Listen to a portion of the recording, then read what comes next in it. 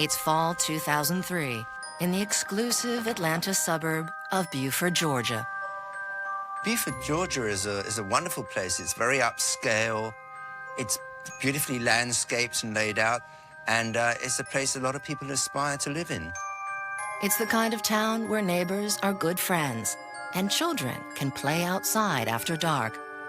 Just a quiet area, great place to raise a family.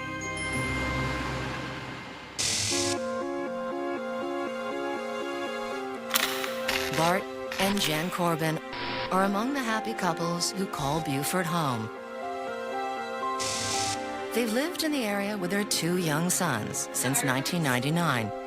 The Corbins were generally well-respected and well-regarded. They had good friends. They were active in the community.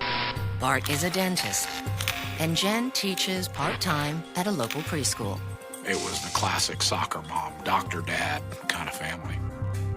But this picture-perfect image conceals a troubled marriage. From the outside looking in, no one could tell at that time what was going on inside that house.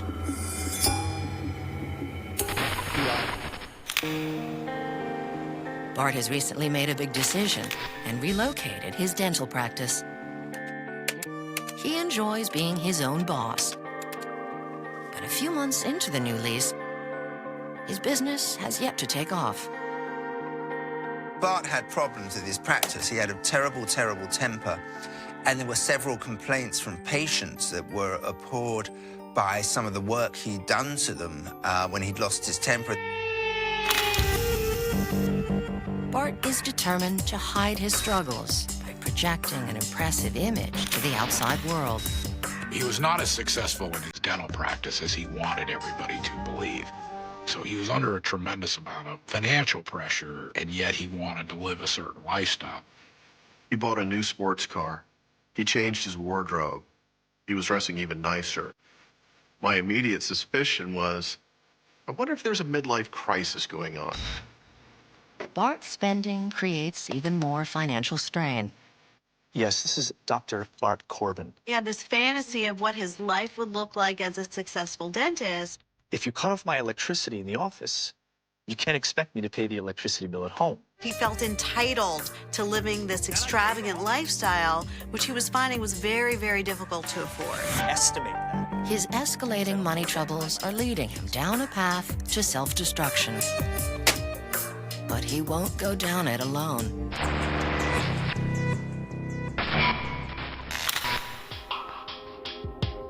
The one person who can calm Bart down is his office manager, Tara. She lavishes attention on him and caters to his every need. I think Bart was a player. He liked women, he liked good cars, he liked to have a girlfriend on the side, maybe. And their flirtatious rapport becomes a passionate relationship. Bart started an affair with his office manager.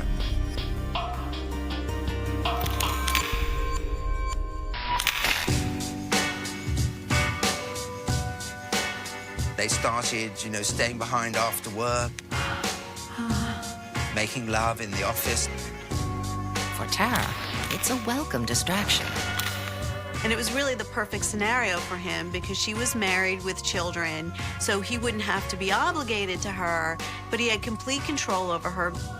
He was having the affair because he could, and he liked to have sex. I don't think he required any more motivation than that. He wanted to have sex with somebody, then he believed he was entitled to it. And if his wife didn't like it, that was kind of tough. Bart's after-hours affair allows him to indulge his every desire. But it will come at a steep price.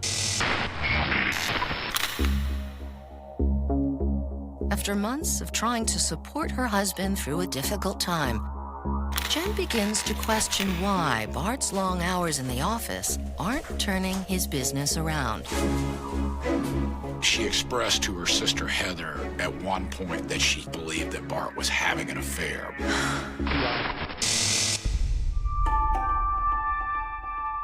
This really had a negative impact on her. It really interfered with her self-esteem. Then one day, Jen decides to stop being sad and take action.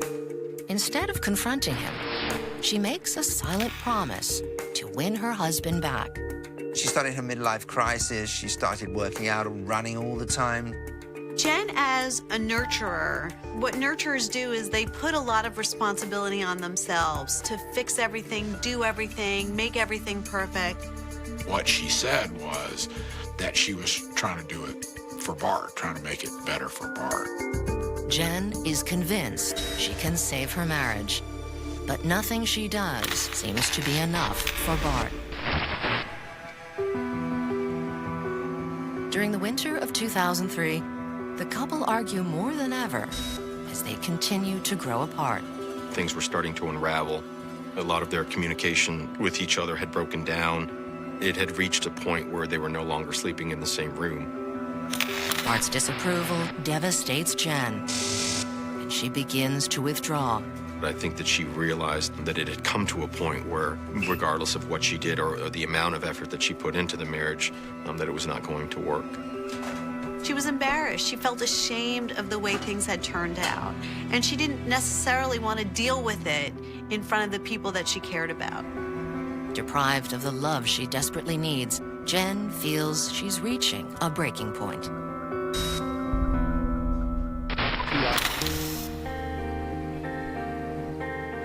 One day, after her younger son leaves for school, Jen goes online to try and take her mind off her crumbling marriage.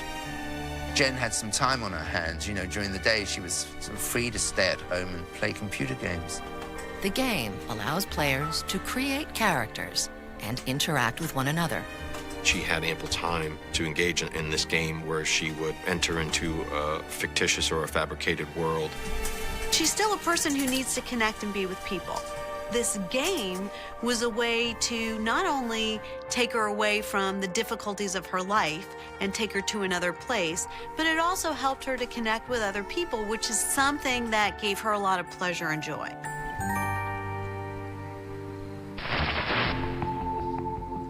One day, Jen is online when she gets a message from a man named Chris. Chris was a character. They met in the context of the game, and then they began to communicate through the chat function. Chris and Jen seem to have an instantaneous connection. Jen kind of felt in sync with this person who was lonely in the world, and she started to really open up in a way that she hadn't opened up to anybody in a very, very long time. Christopher told her that he was a wealthy Southern gentleman looking for love. Jen told him about, you know, she was in an unhappy marriage. Chris is attentive and non-judgmental, and Jen finds herself sharing her deepest secrets. For Jen, it was such a feeling of relief to be able to be open and honest with somebody and to feel connected.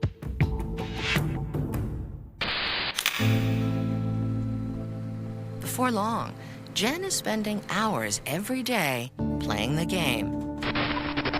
And much of that time is spent chatting to Chris. There were times when they would be sending, you know, between them 100 emails a day. Jen found herself really not only being invested in this game, but looking forward to speaking to Chris. Every time she'd log on, she'd look for him, and she really enjoyed this connection. And in fact, this was the highlight. He was the highlight for her in her day. One day, Chris sends Jen a suggestive email that makes it clear he's interested in being more than her pen pal. My characterization of the emails I would construe them as erotic. Jen certainly wasn't the type of person to have affairs. This was certainly not something she ever imagined herself doing. But after months of isolation and a lack of intimacy with her husband, Jen finds she can't resist. This emotional intimacy that Jen has with Chris turned sexual in nature, and they actually start engaging in a full-fledged cyber sex kind of affair. After Jen's reply, the relationship quickly takes on a new sense of urgency. And the pair exchange sexually charged emails for the next few days. They discussed having sexual relations with each other and got very detailed in terms of their wants and desires. Some of the emails were very, very raunchy. It's amazing this mother of two would come out with stuff like this. Cyber sex relationships can be more intense, can feel more intense, because you're dealing with fantasy more than reality, and fantasy is always more perfect than reality. But then, the conversation takes a disturbing turn.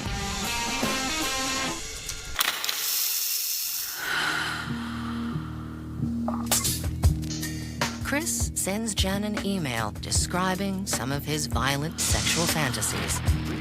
Jennifer, as aggressive as you are today, Would you take a revolver-type gun and load one bullet in it, rotate the revolver, place it to my forehead and pull the trigger as I orgasm?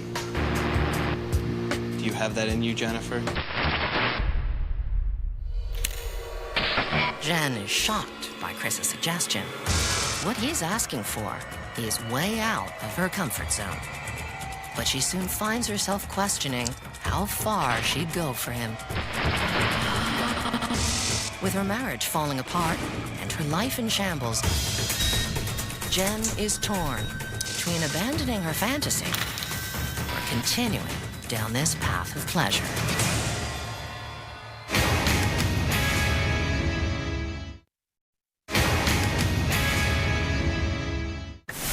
Jen Corbin's perfect suburban life is cold and lonely behind closed doors.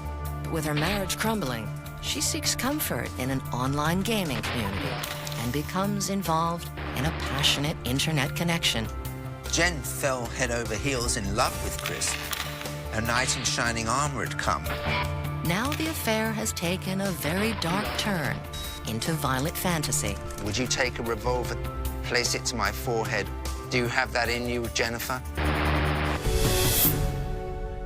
At first, Jen isn't sure how to respond, but she doesn't want to leave Chris hanging. Jennifer replied, yes, that one is scary. And no, I couldn't, because I wouldn't be able to forgive myself if the gun went off. I want you in my life. I couldn't take it. But the thought does have a rather nasty appeal. Here's where Jen's vulnerability really becomes apparent, because in the real world, Jennifer would probably reject somebody who asked for this kind of far-out, violent, sexual preference. But because at this point Jennifer felt so connected to Chris, she was hesitant to do that. She really needed Chris. At the last minute, Jen plays along with Chris's violent fantasy. And the floodgates are opened. For weeks, the pair exchange a flurry of lurid emails, each with a twisted subplot. They were doing a lot of role-playing. And it's not just new sexual highs she's experiencing. Her emotions are soaring too. She basically bared her soul to Chris, and Chris was telling her things that would be considered very intimate. Jennifer felt like Chris was her soulmate. You would almost think they were people who actually had met and actually had sex. After months of keeping her affair a secret, Jen is considering taking her relationship with Chris offline and meeting in person. But she'll need to find a way to hide it from Bart.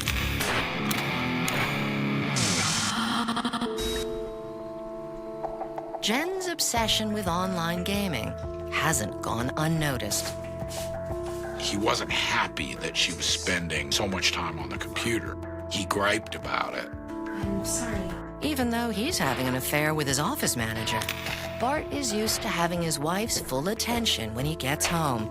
So he now suspects there might be another man. Bart becomes suspicious that she's having an affair with somebody, and he starts to try and find out who. He begins snooping through Jen's things.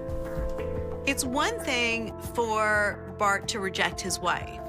It's another thing for her to dismiss him. That wasn't part of the agreement, at least not in Bart's mind.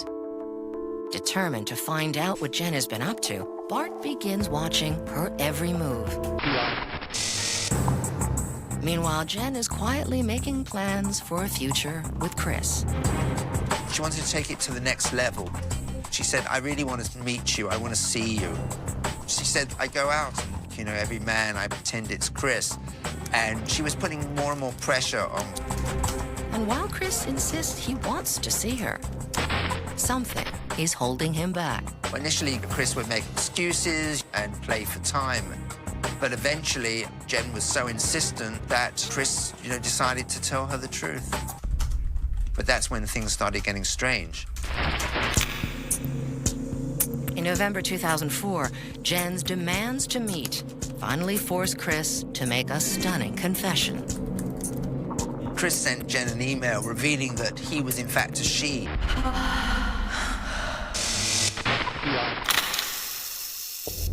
And her real name was Anita. Jen's whole world fell apart. The man that Jen had imagined looks nothing like the slim, dark-haired woman that she's actually been having an online affair with. Anita was living in Missouri. She was married with a kid.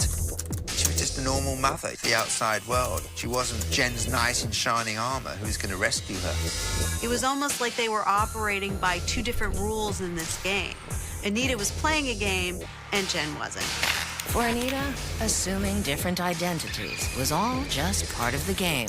But Jen never played that way, and Anita's strategy strikes her as deceptive and cruel.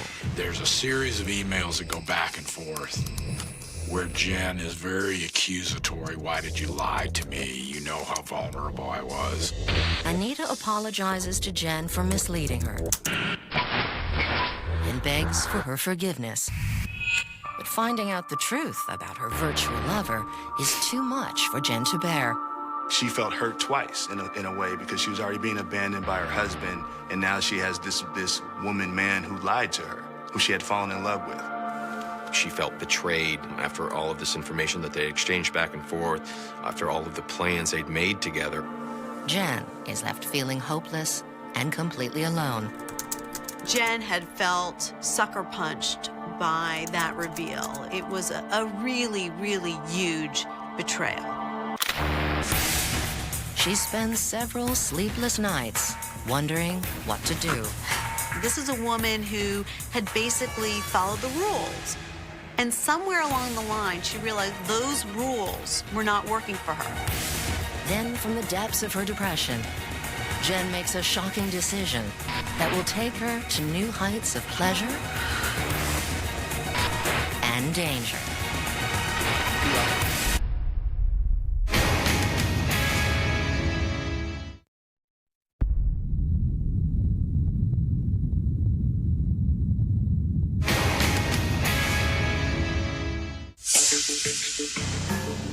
33-year-old Jen Corbin thought she was ready to start a new life with her online lover, Chris. But the man she was going to leave her husband for isn't who she thinks he is.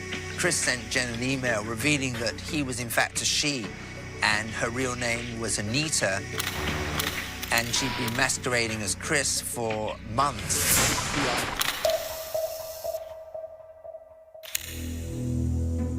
At first, Jen is devastated. But then, she has a moment of startling insight. She'd realized this was somebody that she loved, and maybe this transcended sex of the person. And she told Anita that she'd like to carry on the relationship, and it would be a lesbian affair. In spite of the deception, Jen decides to try and rebuild their relationship. This person had become a part of Jennifer's daily life. This is what Jennifer looked forward to. She probably really missed the interaction of connecting. The two women resumed their online affair with exactly the same passion they had for each other before. And it wasn't very long before they were right back at it. Their reconciliation leads to an explosive lesbian cyber affair. And even though Anita's gender has changed, she repeats the same violent fantasies that she first suggested when pretending to be Chris. Many of the emails were totally X-rated, very, very raunchy. One asking if Jen would take a revolver and hold it to Anita's head and pull the trigger as she orgasmed. She probably was feeling sexually charged.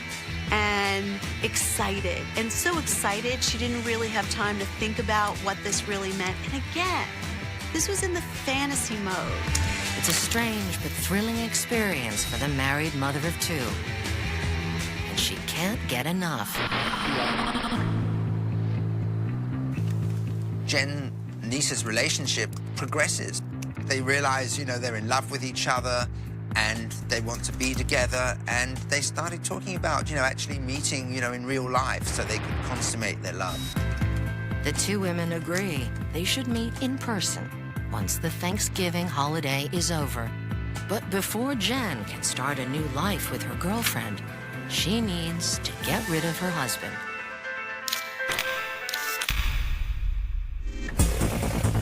Bart has been eyeing Jen with suspicion for months.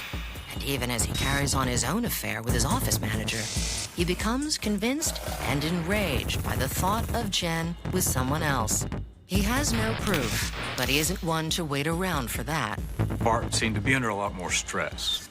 As he became more stressed, his controlling nature that he had got worse. He was a person who needed to be in control of every aspect of his life. He needed to control his business, his finances, his family. Bart's frustration and resentment builds, prompting him to speak to his lawyer about a divorce. Hi, David. It's Bart. But that choice comes with a high price tag. I jokingly said, well, I hope you better break out your checkbook. You're telling me that she can have an affair and keep my money? Bart is still under a tremendous amount of financial pressure. And he can't afford any additional expenses. He didn't want her to get anything. He wanted to get the house. He wanted custody of the kids. He won't back down. So to avoid an expensive split, he decides to build a rock-solid case against Jen. In Bart's mind, if he could make his wife look really bad, and if he can present her in a horrible light, this would benefit him financially some way in the divorce settlement. He wanted to leave her penniless. He wanted to get the house and not pay child support. I think he just wanted to destroy her.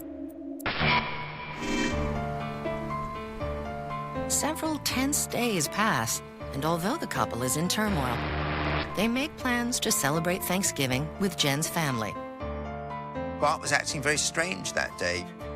He sat by himself in the basement, didn't say anything to anybody, and just as things were getting going around 6 o'clock, he suddenly came up to the front door and announced that they were leaving. Come on, let's go. It's a shock to everyone, but Jen doesn't want to argue in front of the family. She gathers the boys and they get into the car to go home.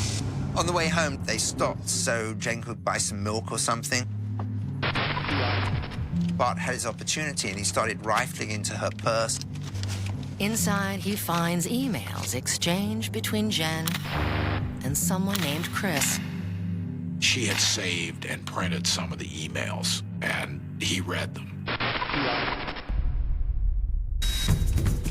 And he finally finds what he's looking for. He finds a printed out email from Chris that obviously indicates the relationship is more than just a friendship.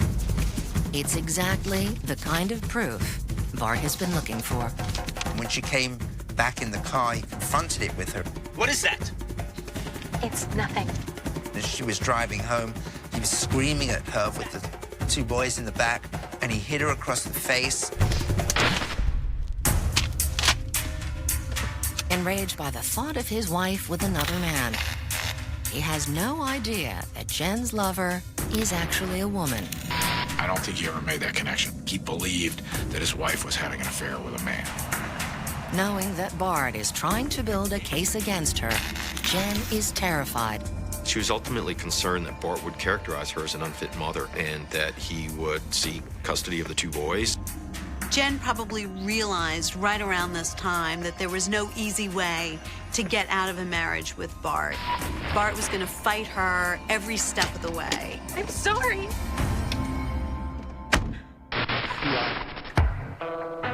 A few days later, Jen contacts Anita to tell her what's happened. Are you okay? There was a lot of paranoia going on in the house. Jen was always watching Bart because he was spying on her, and Bart was trying to get ammunition, you know, for the divorce. I don't think I can come right now because... She breaks the news to Anita. They can't meet. The thing was, she couldn't leave the house because if she did, it would be abandonment and she'd lose her claim to the estate and it, you know. So she stayed in the house. Jen is now trapped in her own home, but she refuses to give up hope of being with her online lover. Hi.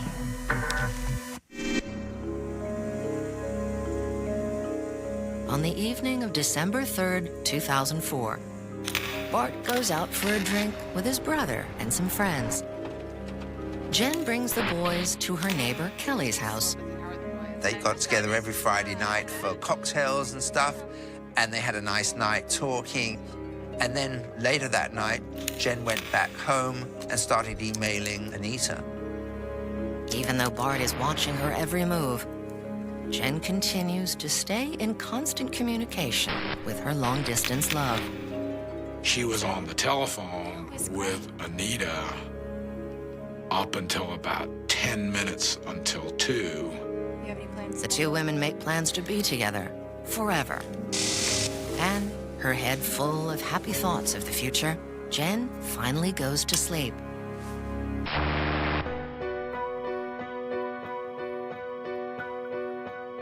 The next morning, on December 4th, Kelly, the Corbins' neighbor, hears a frantic knock at the door.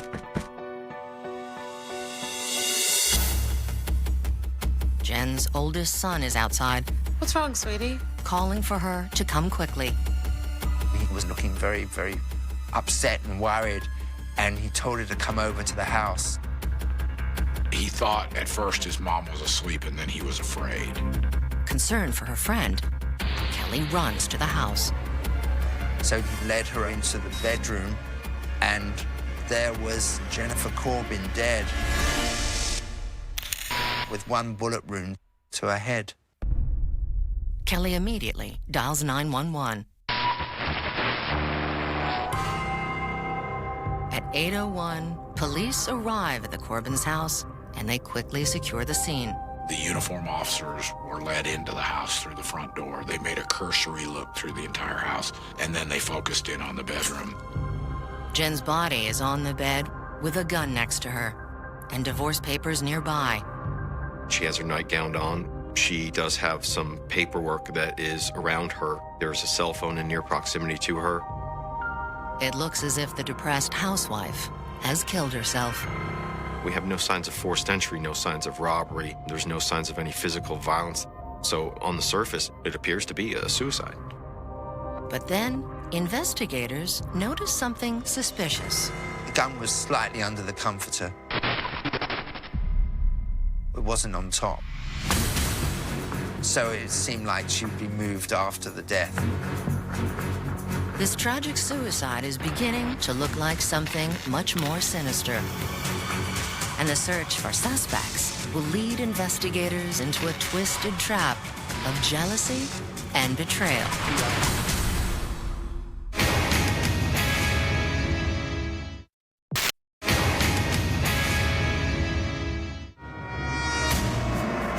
In December 2004, 33-year-old Jen Corbin is found dead in her home with a single bullet to the head. At first glance, it looks like a suicide. But the clues soon point to foul play. The gun found next to Jen's body is under the comforter, giving investigators the impression she was moved after her death. And the entry point of this single bullet wound also appears suspicious. There are certain things that are not adding up, certain things that are atypical with this scene. The medical examiner's report confirms that Jen was murdered. Now, police are eager to talk to anyone close to the victim. And the first person on their list is Jen's estranged husband, Bart. They track him down at his brother's house. Yes, yesterday at noon I saw her. He'd been out all night drinking with two friends, and he'd spent all night with his brother, and his brother had backed that up. Bart's story checks out. So the investigators turned their attention to other people connected to Jen. Detectives started putting the pieces together, and they discovered that, in fact, Bart had been having an affair with his office manager for several years. Tara is married and has children of her own, but her long-standing relationship with Bart makes her a person of interest.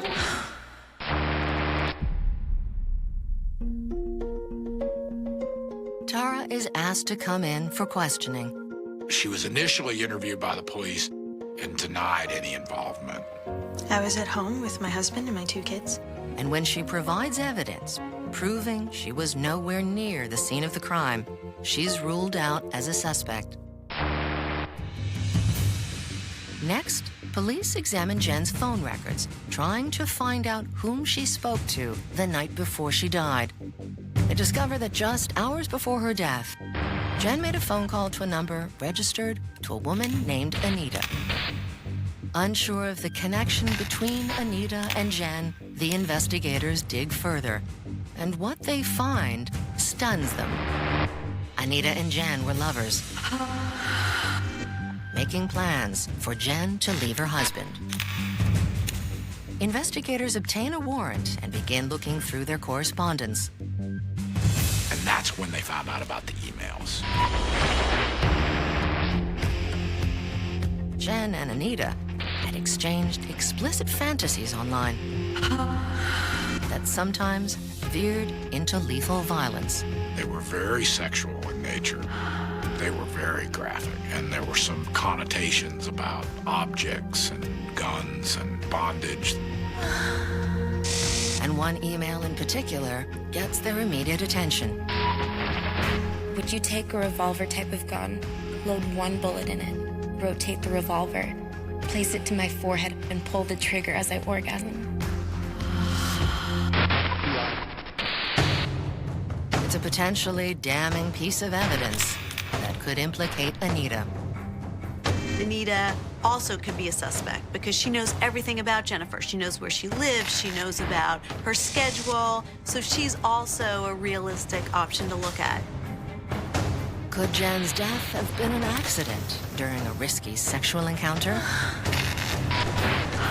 Or a murder perpetrated by a crazed lover? Police still have no hard evidence to identify the killer when they get a mysterious tip from nearby Augusta, Georgia. Detective Squad. The anonymous caller heard of Jen's death through a friend. She tells the police they might want to take another look at the suicide of a woman named Dolly 14 years earlier. Dolly was described as a good student, very friendly. She was beautiful. She had dark hair. Everybody described her as sort of the life of the party. Strangely, many aspects of Dolly's case bear a striking resemblance to Jen's. They both had shots to the head. There were guns near the hands, and they were both being ruled suicides, but both women would not seem the suicidal type. But there is one astonishing connection between the two cases. Dolly was Bart Corbin's girlfriend in dental school. Police are left with more questions than answers, now investigating 2 potential murders.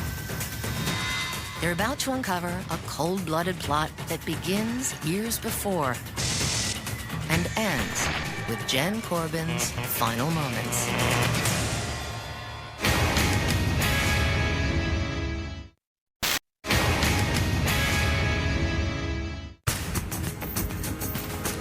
Police in Beaufort, Georgia, investigating the murder of Jen Corbin, have hit a wall. But then they get a tip that turns their case upside down. Detective got a message from a woman saying that she used to be at medical college with Bart Corbin. And 14 years earlier, his girlfriend had died in identical circumstances. A shot to the head, and had been ruled as suicide, and suggested he might want to take another look at that.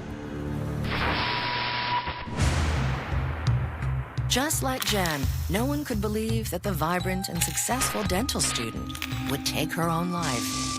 Investigators examined Dolly's case in the hopes it will help them solve Jen's murder. And when evidence from the crime scene is reanalyzed, her death takes on a whole new meaning. They reopened it and started looking more specifically at blood spatter analysis. And then they determined that, in fact, it was not a suicide. And in talking to Dolly's family, the investigators learned that she, like Jen, was making plans to leave Bart Corbin. It was an identical death to Jen Corbin. It really pointed the finger of suspicion at him. The likelihood of two deaths happening in the same kind of way is so unusual that it becomes unlikely. Now the police are dealing with what could be a double homicide.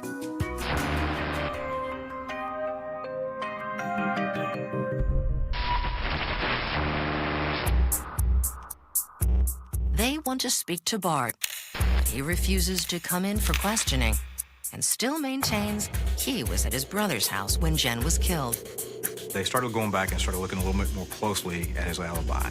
There was not a hard witness or a hard fact that would put Bart Corbin at his brother's house at 2 a.m. on the night that Jennifer was killed. The investigators turned to people close to Bart, hoping to uncover a new lead. And an interview with one of the Corbin's neighbors calls Bart's alibi into question. Between 1:45 and 2 o'clock in the morning, he said that he heard Bart's truck drive through the neighborhood. And he had some modified exhaust pipes on it. And he looked up and he saw the taillights parked in the place where Bart usually parked his truck.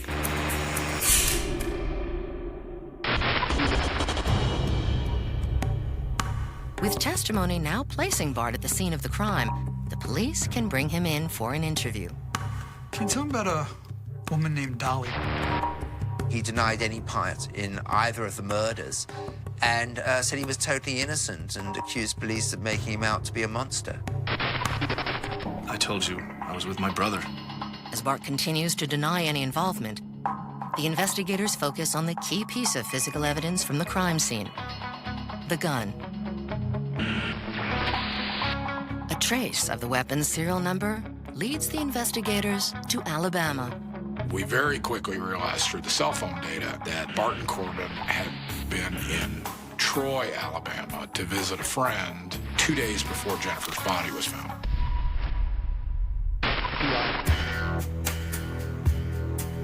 They reach out to police in Birmingham, are directed to a man who confesses that he gave Bart the gun that killed Jen. This was literally the smoking gun for the case, and after they could ID where the gun had come from and put it in Bart Corbin's hand, the defense case literally fell apart.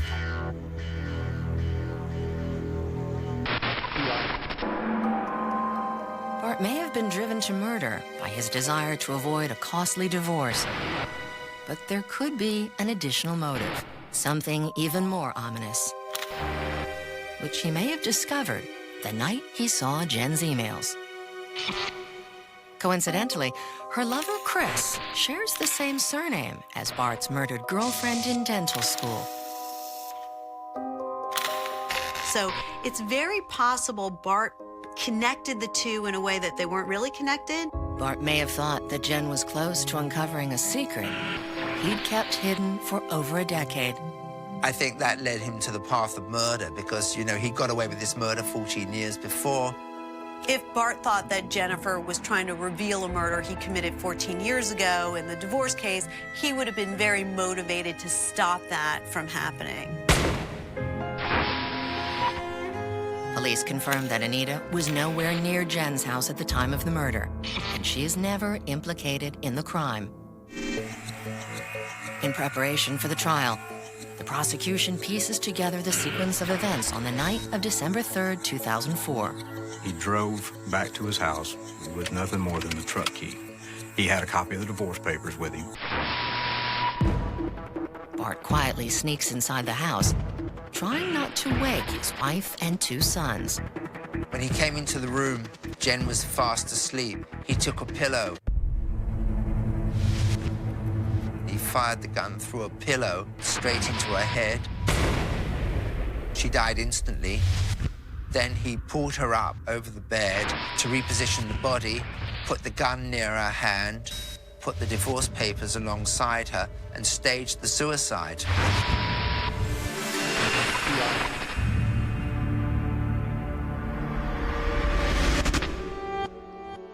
On December 15th, 2006, Bart Corbin appears in court to face charges in Jen's murder. As Bart Corbin walked into the courtroom, family members of his murdered wife fought back tears. There's all of this trial preparation. It's very tense. It's going to be very difficult for the families to sit through a trial like this, very expensive.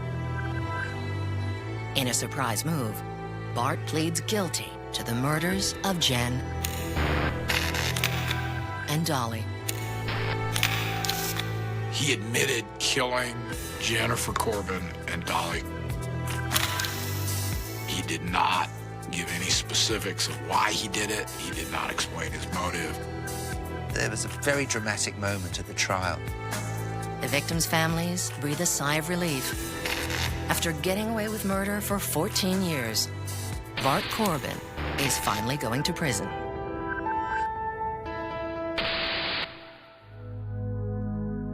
In the wake of the tragedy, Jen's 2 young sons and her devastated family are left to pick up the pieces.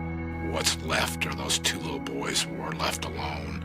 Their father's in prison for life. Just the pure senselessness of it. Both Dolly and Jen fell prey to the same seductive man who was hiding the cold heart of a killer. Bart just really thought he was smarter than everybody else. He got away with a murder, you know, for 14 years. Why couldn't he get away with it again? He'd been scorned, and he murdered because of it.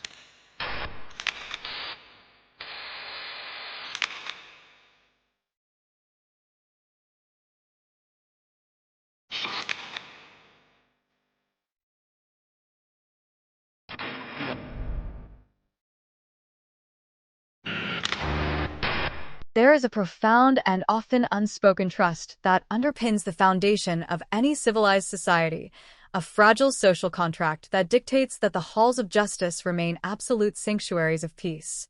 In the collective human consciousness, a courthouse represents the ultimate terminus of violence.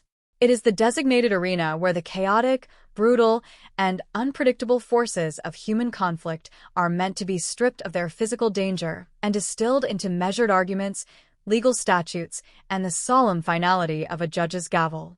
We surrender our primal instincts at the doors of these buildings, trusting that the architecture of the law will protect us from the barbarism of the outside world. But what happens when that sanctuary is violated not just by sudden, explosive violence, but by a chillingly calculated act of malice executed in the very shadow of the scales of justice? What occurs when the individual tasked with standing between the innocent public and immediate mortal danger is structurally, legally, and fundamentally deprived of the tools necessary to defend their own life? To understand the sheer magnitude of the tragedy that unfolded on the afternoon of Thursday, July the 22nd, 2010, one must first understand the unique, almost paradoxical environment of the territory where it occurred. American Samoa is a breathtakingly remote archipelago situated in the heart of the South Pacific Ocean, a place defined by its tight-knit communities, its deeply rooted cultural traditions, and a relative geographical isolation that fosters a society where anonymity is virtually non-existent.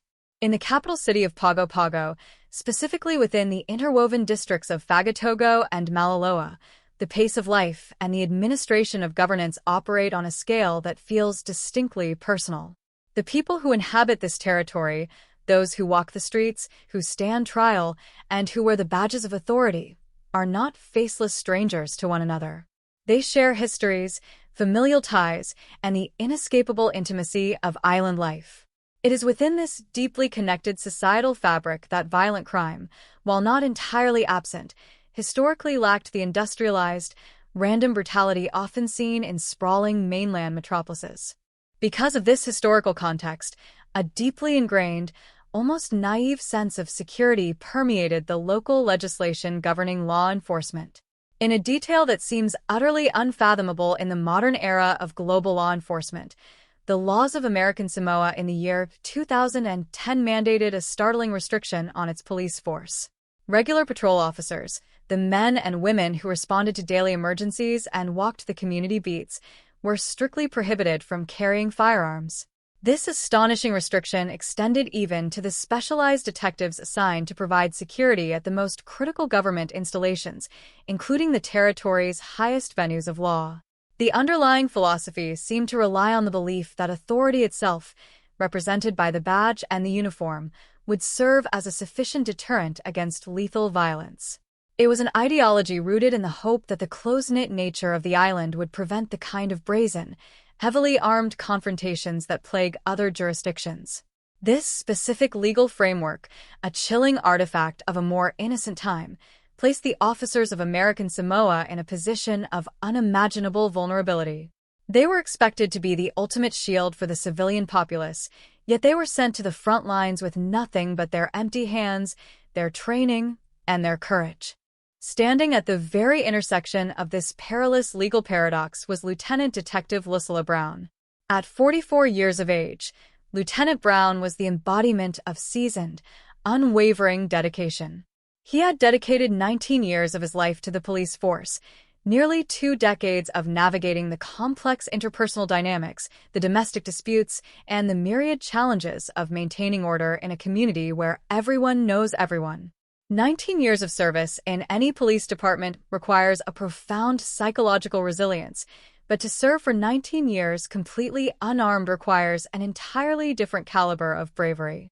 It requires an officer to master the art of de-escalation, to rely entirely on their presence, their voice, and their interpersonal authority to resolve conflicts that could, at any moment, turn deadly. Lieutenant Brown had survived and thrived in this demanding environment, earning his rank and the respect of his peers through years of steadfast reliability. On this particular Thursday in July, his assignment placed him at the very heart of the territory's judicial system, tasked with providing external security for the High Court of American Samoa. The physical setting of the court on that fateful day added an additional layer of transient instability to the atmosphere. The High Court was not operating out of its traditional, historically fortified structure. Instead, due to logistical necessities at the time, the highest judicial authority in the territory had been temporarily relocated to the GHC Reed building. A temporary facility inevitably lacks the deeply ingrained, imposing aura of a permanent courthouse. The standard architectural safeguards, the engineered flow of secure and unsecure zones, and the physical barriers that organically separate the public from potential threats are often compromised or entirely absent in makeshift judicial environments. It was here, outside the doors of this temporary sanctuary in the Fagatogo and Malaloa area, that Lieutenant Brown took his post. He stood guard as the embodiment of the law, fully exposed to the humid tropical air and the shifting crowds, armed with absolutely nothing but the fabric of his uniform and his 19 years of hard-earned institutional authority. Inside the temporary walls of the GHC Reed building, the machinery of justice was slowly grinding to a halt for the afternoon. A highly anticipated hearing had just concluded, bringing an end to a tense legal proceeding that carried significant weight for the local community. The defendant in this proceeding was a relative of a man named Siamo Jr. The charges that had been leveled against this relative were severe and deeply concerning, involving allegations of violent assault and the illegal use of weapons. These were not administrative infractions or minor misdemeanors. They were profound accusations of physical violence that carried the potential for lengthy incarceration. However, the legal system is built upon the burden of proof, and on this specific afternoon, the defense had prevailed. The court delivered its final verdict, entirely clearing the relative of all charges. The pronouncement of an acquittal is a moment of immense, immediate psychological release. For the family of the accused, the heavy, suffocating atmosphere of impending punishment instantly evaporates, replaced by the euphoric relief of exoneration and freedom. As the gavel fell and the hearing officially adjourned, the doors of the temporary High Court swung open, releasing the pent-up energy of the courtroom out into the warm afternoon air of Pago Pago. A stream of people, comprising relieved family members, legal counsel, court personnel, and casual observers, began to filter out of the building. The mood among the family of the acquitted should have been one of triumphant celebration, a time to return home and put the nightmare of the criminal justice system behind them. The charges of assault and weapons violations had been formally erased by the authority of the court. Yet, in a display of supreme, sickening irony that would forever scar the history of the island, the resolution of weapons charges inside the courtroom was about to be eclipsed by the horrifying introduction of a deadly weapon just steps outside the building. Among the crowd moving from the air-conditioned confines of the makeshift courtroom into the outdoor humidity was Siamo Jr. He emerged from the building not as a man relieved by the justice system's mercy toward his family, but as a man harboring an unfathomable, dark intention. As the crowd naturally dispersed around the entrance, Siamo's attention locked onto the solitary figure of the unarmed guard. Lieutenant Detective Lucilla Brown was standing at his post, observing the departing attendees, performing the exact duty he had performed countless times over his 19-year career. The geographical intimacy of American Samoa dictated a tragic familiarity between the two men. They were not strangers. They knew each other, a fact that would subsequently add a layer of deep psychological horror to the events that were about to unfold. When a threat comes from a known entity in a small community, the natural alarm bells of suspicion are often tragically muffled by the mundane reality of everyday recognition. Siamo altered his trajectory, cutting through the dispersing crowd, and began to walk directly toward the veteran detective. There was no sudden sprinting, no screaming of threats, no outward display of blind, uncontrollable rage that might have served as a vital, life-saving warning to the unarmed officer or the surrounding public. The approach was methodical, deliberate, and terrifyingly calm. As Siamo closed the distance, stepping within a few feet of the man who represented the absolute authority of the American Samoa police force, he initiated a brief verbal exchange. Witnesses in the immediate vicinity, including reporters who were present to cover the high-profile acquittal, heard Siamo speak to Lieutenant Brown. His voice did not tremble with adrenaline. It was steady and conversational. He simply told the veteran detective that he wanted to speak with him for a moment. It was a mundane request, the kind of casual interaction that a community police officer in Pago Pago would expect to field dozens of times a week. Lieutenant Brown, possessing 19 years of community policing experience, had no reason to immediately anticipate a lethal strike. He stood his ground, receptive to the citizen's request, fulfilling his role as a public servant. He was entirely unaware that hidden discreetly beneath Siamo's arm was a small bag, and that within the confines of that bag rested a semi-automatic handgun. The legal prohibition against firearms had ensured that Brown could not meet force with force, but the sheer brazenness of what was about to happen would soon reveal that even the concept of the courthouse as a safe haven was an illusion. The tranquil afternoon in Fagatogo was lingering in its final, fragile seconds. The profound trust in the sanctuary of the law was about to be obliterated, and the history of law enforcement in American Samoa was about to be violently, irrevocably rewritten in the blood of an unarmed guardian who stood his ground when the unimaginable arrived at his feet. The interaction between the two men began with a deceptive layer of normalcy, a chilling prelude that masked the violent eruption about to tear through the humid air of the capital. The veteran detective, standing steadfast at his post, possessed an inherent understanding of his community, recognizing the approaching figure not as an anomalous threat but as a familiar face within the intricately woven society of the island. When the approaching man requested a brief moment of the officer's time to converse, the inquiry was delivered with a composed and steady demeanor that offered absolutely no psychological telegraphing of the impending atrocity. This calculated calmness was perhaps the most deeply unsettling aspect of the entire encounter, functioning as a psychological camouflage that bypassed the detective's highly tuned situational awareness. The unarmed officer, governed by his duty to serve and assist the public, naturally allowed the distance between them to close, granting the man the proximity required for what he believed would be a standard, perhaps mundane, civilian interaction outside the judicial building. There was no aggressive posturing, no elevation of heart rates, and no sudden movements to shatter the fragile peace of the afternoon. The man carried a small, inconspicuous bag tucked tightly beneath his arm, an accessory that, in the context of a legal environment, would logically be assumed to contain nothing more sinister than judicial documents, personal identification, or the everyday ephemera of island life. However, this ordinary item was a vessel of deception, concealing a mechanism of immense and irreversible destruction. As the two men stood mere paces apart, separated only by the thin, invisible barrier of mutual societal trust, the trajectory of both of their lives, and the history of the territory's law enforcement, reached a devastating point of no return. The perpetrator's hand moved smoothly and deliberately toward the tucked bag, a motion that still registered to the surrounding onlookers as a completely benign action. Yet, instead of retrieving a piece of paper or a manila envelope, his hand gripped the cold, unforgiving steel of a semi-automatic handgun. The sudden introduction of this weapon into an environment strictly governed by the absolute prohibition of firearms created a profound visual dissonance, a split second of cognitive paralysis for everyone bearing witness to the scene. The sheer impossibility of a gun materializing in the hands of a civilian directly outside the high court paralyzed the immediate comprehension of the bystanders, but the lethal reality of the instrument was asserted with catastrophic immediacy. Without a single moment of hesitation, without any discernible warning or physical provocation, the weapon was leveled directly at the center of mass of the unsuspecting detective.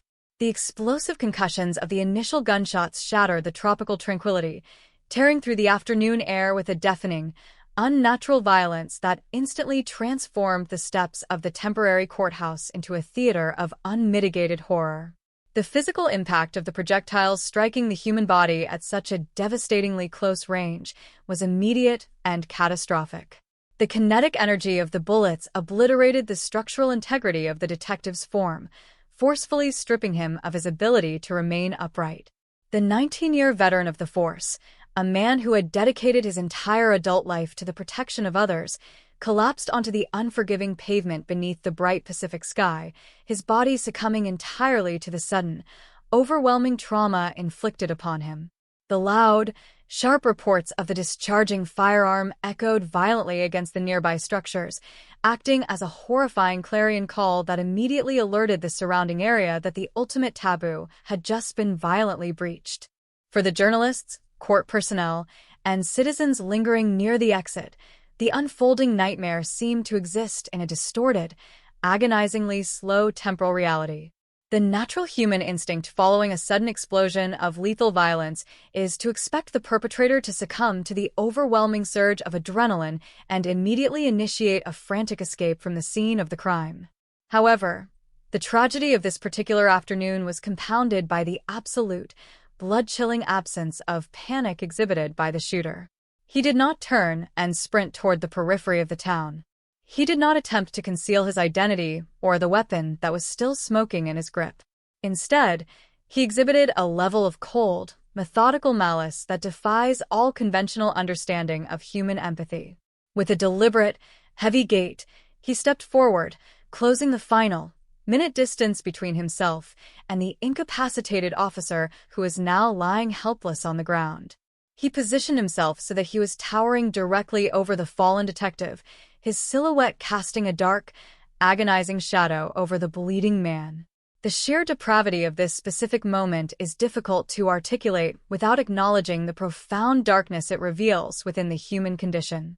The detective was already critically wounded, entirely incapable of offering any resistance or posing any conceivable threat, yet his attacker felt an insatiable, monstrous compulsion to ensure absolute destruction. Staring down at the dying public servant, the shooter raised the semi-automatic weapon once again, took deliberate aim at the vulnerable form beneath him, and discharged 2 additional rounds at point-blank range. These were not the panicked shots of a desperate man. They were the calculated, execution-style strikes of an individual intent on guaranteeing that the officer would never again draw breath. The sheer brutality of these final, fatal shots echoed with a sickening finality, extinguishing the life of a dedicated guardian and forever scarring the collective memory of every individual who was unfortunate enough to witness the desecration of a human life on the steps of justice. As the fatal reality of the execution washed over the immediate vicinity, the initial shockwave of cognitive paralysis that had frozen the bystanders was rapidly violently replaced by absolute chaos and frantic, desperate action.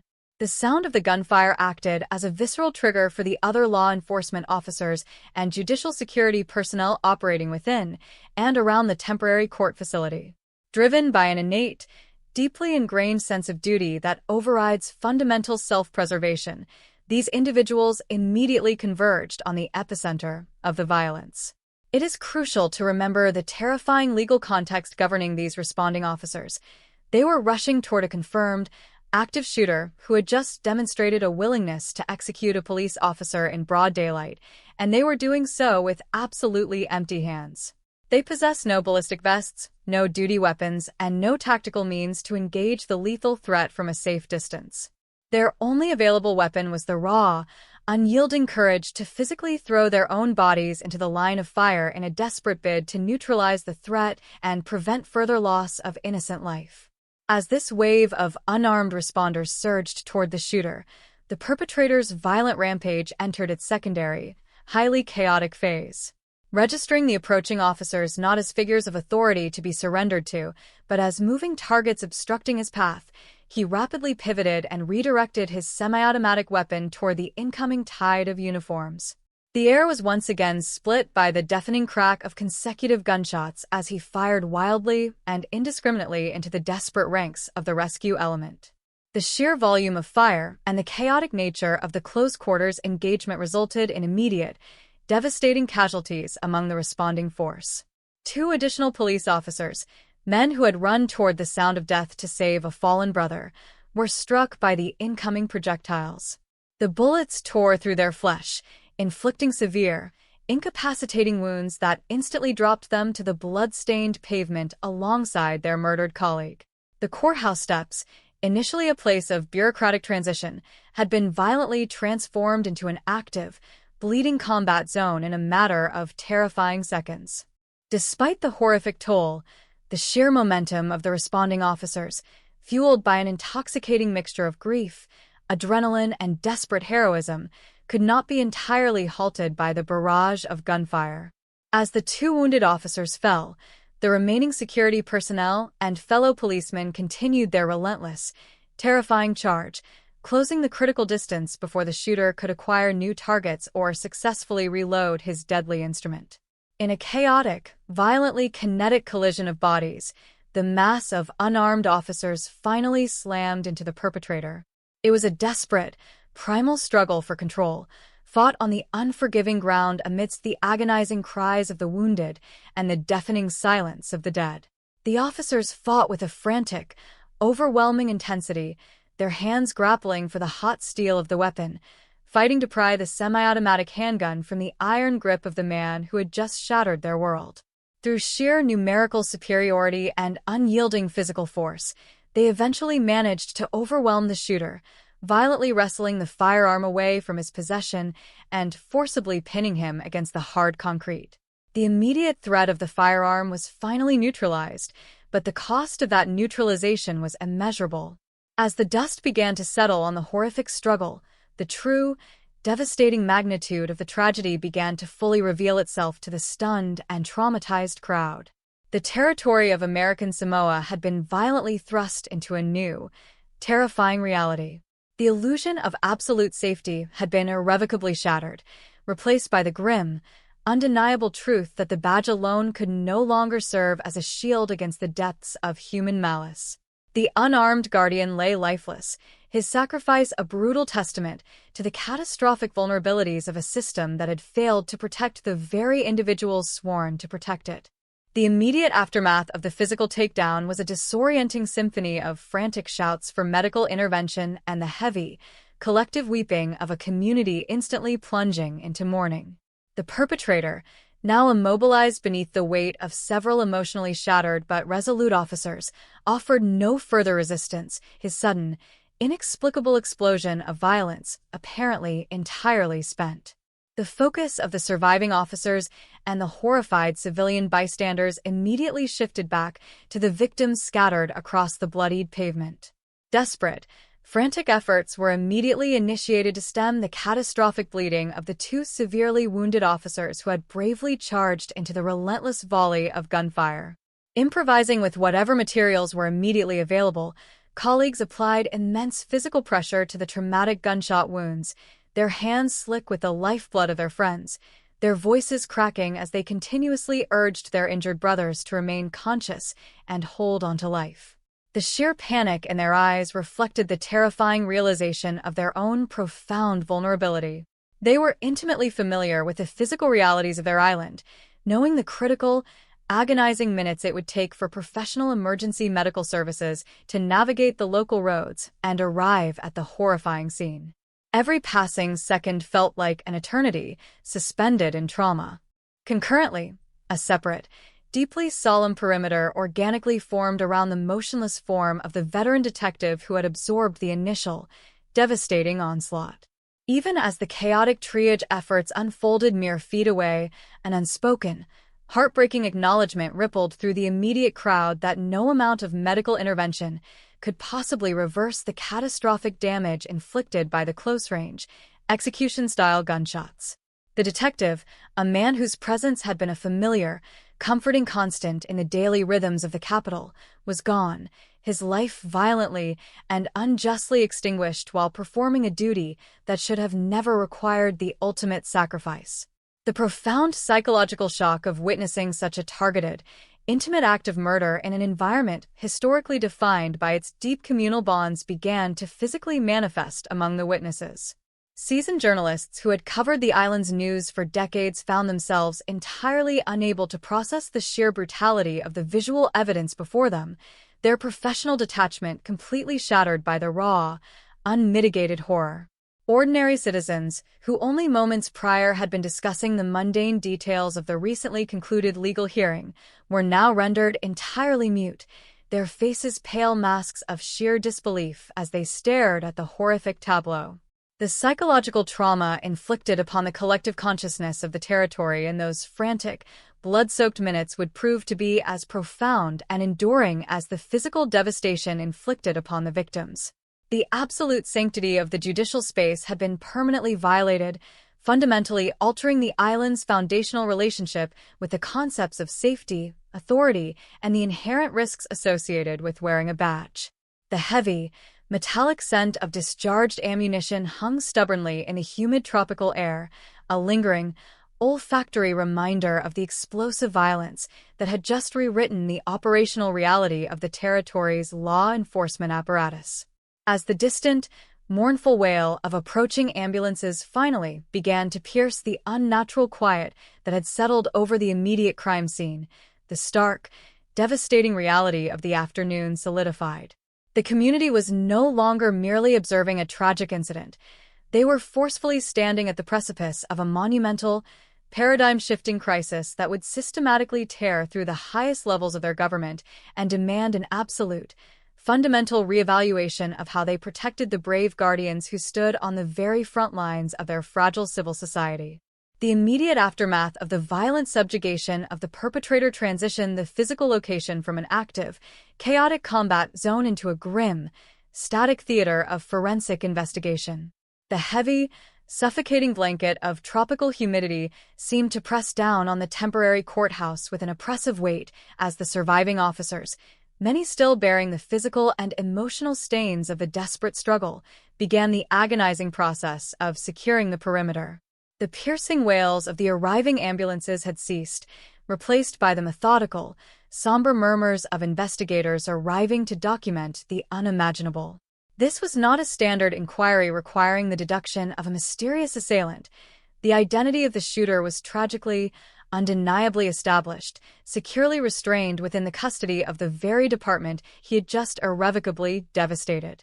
However, the true burden of the investigative process lay not in answering the question of who committed the atrocity, but in meticulously compiling the irrefutable evidence necessary to ensure that the machinery of justice could function flawlessly in the face of overwhelming public emotion.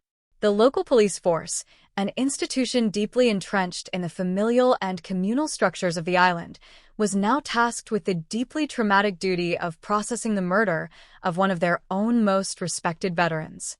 Every piece of physical evidence scattered across the sun-baked pavement carried an immense, heartbreaking emotional weight. The discarded shell casings, glittering harshly against the concrete, were no longer merely metallic cylinders to be catalogued. They were the lethal artifacts that had forcefully ejected the life from an unarmed guardian. The semi-automatic handgun, violently pried from the perpetrator's grip and now securely sealed within an evidence receptacle, was transformed from a mechanical tool into an enduring symbol of a systemic vulnerability that had ultimately proved fatal. The investigative protocols demanded absolute, unwavering objectivity, requiring the grieving officers to mentally compartmentalize their profound personal loss in order to meticulously map the trajectory of the projectiles, photograph the devastating aftermath, and record the testimonies of the countless traumatized witnesses who had inadvertently found themselves trapped in a nightmare. The testimonies collected in those initial, chaotic hours painted a chilling, universally consistent portrait of calculated, unprovoked malice. Witnesses uniformly recounted the chilling absence of an escalating altercation, emphasizing the perpetrator's terrifyingly calm approach and the complete lack of defensive posturing from the unsuspecting detective. This uniformity of eyewitness accounts solidly established the foundational framework for the legal prosecution, unequivocally demonstrating that the violence was not the tragic result of a sudden, impassioned dispute, but a premeditated, execution-style ambush executed with horrifying precision. As the sun slowly descended over the Pacific, casting long, mournful shadows across the island, the physical crime scene was systematically dismantled, but the profound psychological and political shockwaves generated by the assassination were only just beginning to fracture the administrative foundations of the territory.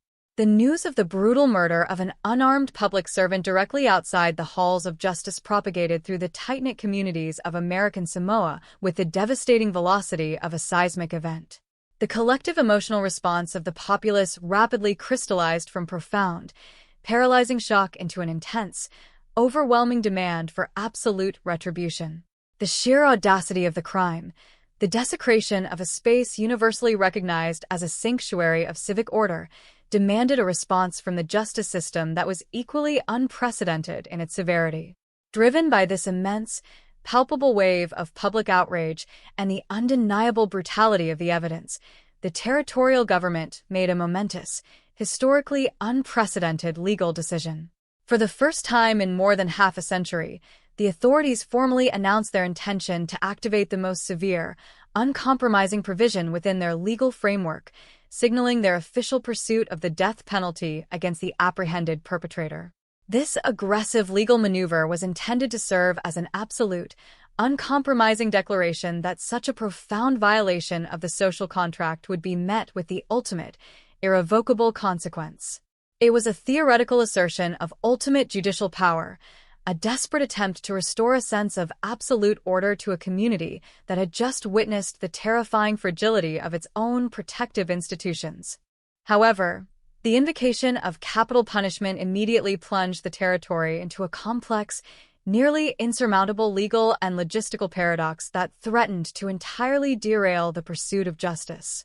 The desire to impose the ultimate penalty collided violently with the stark, unavoidable reality of the territory's historical and infrastructural limitations. American Samoa, despite possessing the theoretical legal statute allowing for execution in cases of first-degree murder, operated as a de facto abolitionist jurisdiction. The sheer infrequency of such horrific violence had resulted in a system entirely unequipped to facilitate its own harshest penalties. The government possessed absolutely no physical facilities designed for the administration of capital punishment. There was no dedicated death chamber, no legally approved apparatus for execution, and no established, clinically verified protocols outlining the specific methodology by which the state would extinguish a human life. The practical mechanisms of death had been entirely erased from the institutional memory of the local penal system. To carry out the sentence they were so desperately pursuing, the territorial authorities would be forced to navigate a logistical nightmare, potentially requiring the unprecedented and legally dubious transfer of the condemned individual to a separate federal jurisdiction on the United States mainland simply to access the necessary execution infrastructure. This stark disparity between the theoretical severity of the law and the complete absence of the practical means to enforce it created a profound, embarrassing vulnerability within the prosecution strategy, immediately transforming a straightforward murder trial into a sprawling, complex debate regarding the very nature of territorial sovereignty and judicial capability. The profound complications surrounding the death penalty request were rapidly compounded by a fierce, highly public political confrontation that struck at the very core of the territory's leadership structure. The pursuit of capital execution directly contradicted the personal, deeply held moral convictions of the sitting territorial leader, Governor Togiola Tulafono. The governor emerged as a staunch, immovable obstacle to the prosecution's ultimate objective, vehemently and publicly opposing the activation of the lethal statute. His administration argued that the pursuit of execution, regardless of the horrifying nature of the crime, represented a fundamental regression in the moral evolution of the island's society. This strong executive opposition fractured the united front that the government desperately needed to present in the wake of the tragedy. The internal political conflict drew the immediate, intense scrutiny of various international human rights organizations, who rapidly mobilized their resources to support the governor's stance and fiercely advocate against the implementation of the death penalty. The justice system found itself entirely caught in the crossfire of this monumental ideological battle, with the local prosecutors facing immense, sustained pressure from both the grieving, outraged community demanding the ultimate punishment and the highest levels of their own executive branch actively working to dismantle their legal strategy. The fundamental focus of the legal proceedings began to dangerously shift away from the brutal reality of the crime itself and entirely toward the philosophical validity of the proposed punishment, threatening to drown the memory of the murdered detective in an endless sea of political rhetoric and constitutional debate.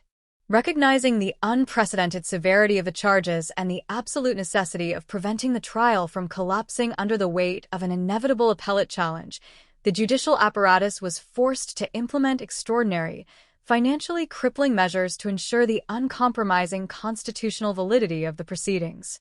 The High Court, fully aware that any procedural misstep or perceived inadequacy in the legal defense would immediately result in the overturning of a capital conviction by federal appellate courts, issued a staggering mandate. The court officially ordered the systematic allocation of an exorbitant sum of public funds, totaling $260,000, dedicated entirely to financing the legal defense team for the accused murderer. In the context of the territory's inherently limited, carefully balanced economic budget, this financial directive was nothing short of an administrative earthquake. The allocation represented a massive, deeply controversial diversion of crucial public resources away from essential civic services and directly into the legal protection of an individual universally recognized as a brutal, remorseless killer. This agonizing financial reality forced the citizens of the territory to directly subsidize the exhaustive legal maneuvers designed to spare the life of the man who had mercilessly executed their unarmed protector. It was a bitter, profoundly difficult pill for the grieving populace to swallow, a stark, painful illustration of the heavy, often agonizing price extracted by a justice system deeply committed to the absolute preservation of constitutional rights, even when confronted with the most indefensible manifestations of human evil. The immense financial burden underscored the terrifying complexity of the road ahead, as the island braced itself for a grueling, protracted legal war that would test the very limits of its financial endurance and its collective capacity for objective justice. As the initial shock of the violence began to settle into a cold, enduring reality, the monumental scale of the impending legal battle became undeniably clear to everyone involved. The investigative phase had successfully secured the irrefutable physical evidence and the damning eyewitness testimonies necessary to secure a conviction, but the introduction of the capital punishment variable had entirely transformed the trajectory of the case. The system was no longer merely preparing for a trial. It was bracing for an existential struggle that would define the territorial interpretation of justice for generations to come. The prosecution, caught between the agonizing grief of the police department and the fierce opposition of the executive branch, faced the monumental task of constructing an entirely flawless legal argument capable of withstanding the relentless, lavishly funded scrutiny of the defense. The defense team, armed with unprecedented financial resources, prepared to exploit every conceivable procedural vulnerability, logistical impossibility, and political division to shield their client from the ultimate consequence. The stage was meticulously set for a historic, agonizing confrontation within the very walls where the tragedy had initially been ignited. The memory of the unarmed detective, whose life force had permanently stained the concrete outside, served as a silent, unyielding catalyst for a legal process that was destined to be as grueling, complex, and deeply traumatic as the terrifying act of violence that had set it all into motion. The small, isolated island community, historically sheltered from such profound institutional crises, was now forced to navigate an agonizing labyrinth of political conflict, logistical impossibilities, and excruciating financial burdens, all while desperately seeking a resolution that could somehow restore the fragile balance of a society forever altered by a single, catastrophic afternoon of unmitigated bloodshed. The months and years that followed the brutal assassination of Lieutenant Lucilla Brown were defined by a suffocating, iterative cycle of legal posturing, administrative delay, and deep-seated societal exhaustion. The initial momentum that had powered the aggressive pursuit of capital punishment began to dissipate, eroded by the sheer logistical impossibility of executing a death sentence within the territory's ill-equipped legal and physical framework. The trial, intended to serve as a definitive demonstration of the territory's commitment to justice, instead devolved into a protracted, agonizingly slow process characterized by the constant shuffling of legal representation, intricate motions regarding the constitutional rights of the accused, and the unavoidable reality of a severely overburdened judicial system. The emotional burden of this delay was perhaps most acutely felt by the family of the fallen detective, who were forced to endure an endless, grueling procession of hearings, each one serving as a painful, involuntary reminder of the violent event that had forever shattered their private world. For the broader community, the case became a symbol of the territory's struggle to reconcile its deeply rooted traditions of communal harmony with the harsh, industrial requirements of a modern legal apparatus. The persistent reports of procedural shifts and the seemingly unending debates over the funding of the defense team created a sense of weary disillusionment among the citizens, who watched in a state of suspended grief as the machinery of justice seemed to prioritize the intricate rights of the perpetrator over the absolute, finalized closure demanded by the memory of the victim. The legal strategy of the prosecution, initially emboldened by the sheer clarity of the evidence, began to encounter severe, unexpected friction when faced with the sustained, well-funded resistance of the defense counsel. Every element of the prosecution's case was subjected to an exhausting level of microscopic scrutiny, with every eyewitness account being methodically dissected, every forensic detail being cross-examined, and every administrative procedure being challenged for the slightest hint of constitutional deviation. This intense adversarial process, while fundamentally essential to the integrity of any fair trial, created a palpable, highly stressful environment within the halls of the High Court. The courtroom, once a sanctuary for the measured resolution of disputes, transformed into a high-pressure combat zone where the tactical maneuvers of the opposing attorneys felt entirely detached from the visceral, human reality of the life that had been violently extinguished. The persistent, exhausting nature of these legal battles meant that any semblance of psychological closure for the mourning police department remained perpetually out of reach. They were effectively trapped in an endless, cyclical reenactment of the tragedy, forced to consistently recount the horrific details of the ambush, provide sworn testimony under intense cross-examination, and endure the agonizing psychological toll of having their brave, fallen colleagues' final moments treated as mere exhibits in a sprawling, seemingly infinite legal record. As the years dragged on, the initial fervor surrounding the death penalty request began to collapse under the weight of the sustained political and international pressure. By the year 2012, The culmination of intense advocacy from the governor's office, the persistent resistance from international human rights organizations, and the glaring, systemic inability to facilitate a capital execution forced the prosecution to confront the inescapable reality of their situation. The legal and logistical barriers had become effectively insurmountable. The pursuit of the death penalty, while perhaps intellectually and emotionally satisfying for a grieving community, was rapidly becoming a strategic liability that threatened to derail the entire criminal case. In a deeply controversial, emotionally charged decision, the prosecutors were forced to formally abandon their pursuit of the ultimate penalty. This announcement sent a shockwave of profound frustration and heartbreak through the local community, for whom the death penalty had been the singular, non-negotiable expectation for such a monstrous act of violence. The withdrawal of the request was perceived by many as an institutional failure, a tacit admission that the legal system lacked the moral fortitude and the structural capability to impose the only punishment that seemed commensurate with the gravity of the assassination. However, for those operating within the intricate, constrained corridors of the judiciary, the move was a necessary, pragmatic concession that cleared the path for a more achievable, albeit arguably less satisfying, conviction. The long-awaited conclusion of the case, a conclusion that many had feared would never materialize, began to take form as the calendar progressed deep into the year 2016.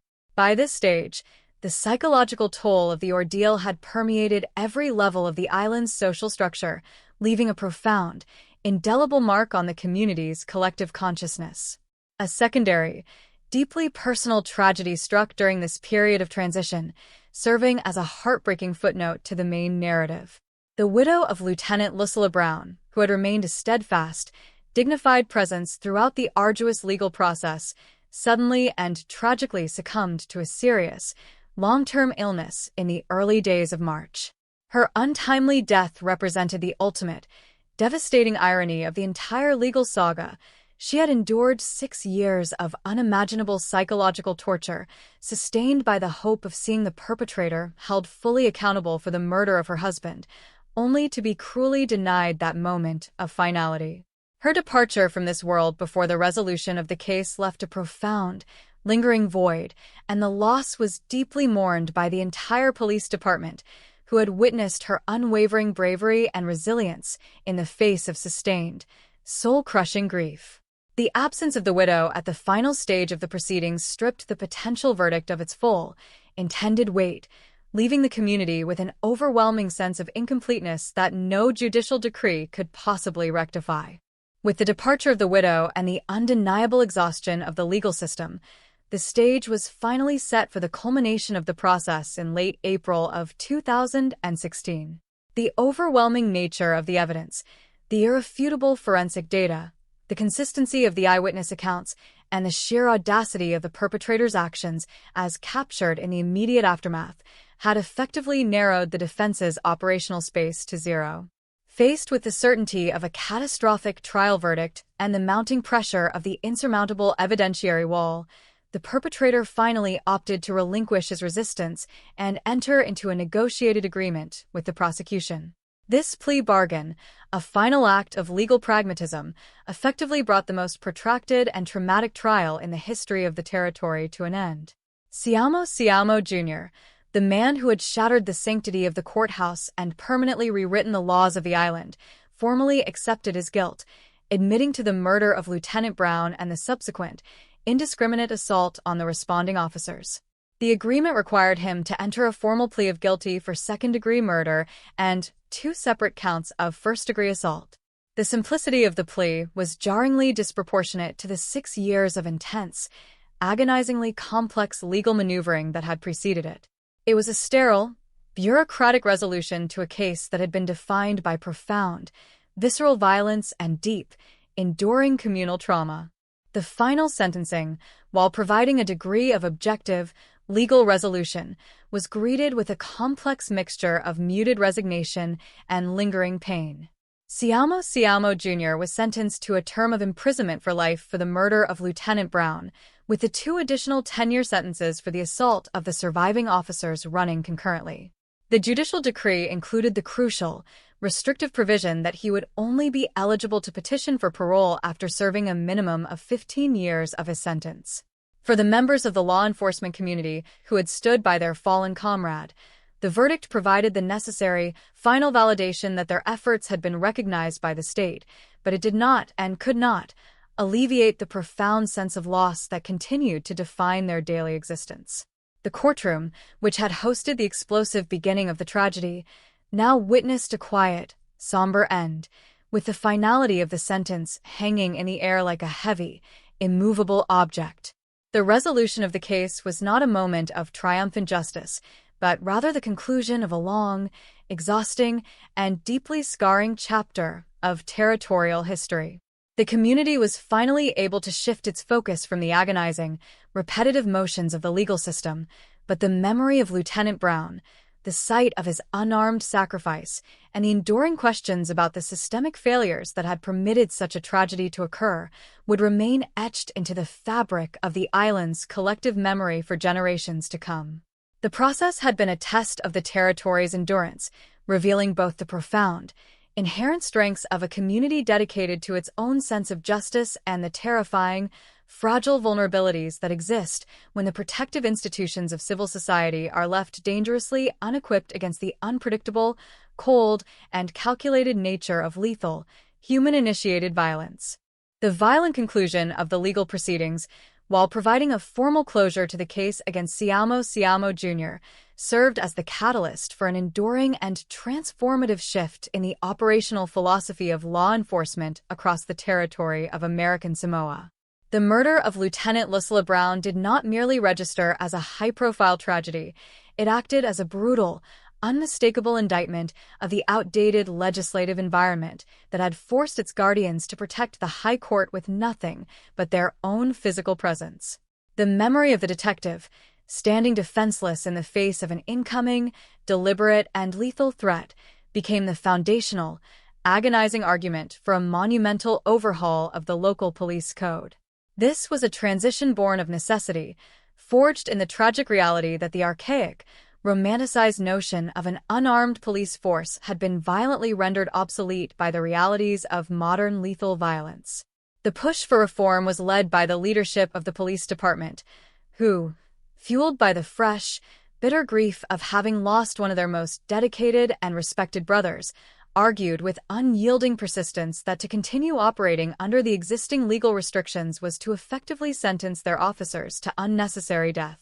They presented the court's tragic history not as a set of isolated incidents, but as an inexcusable systemic failure that demanded immediate, radical legislative intervention.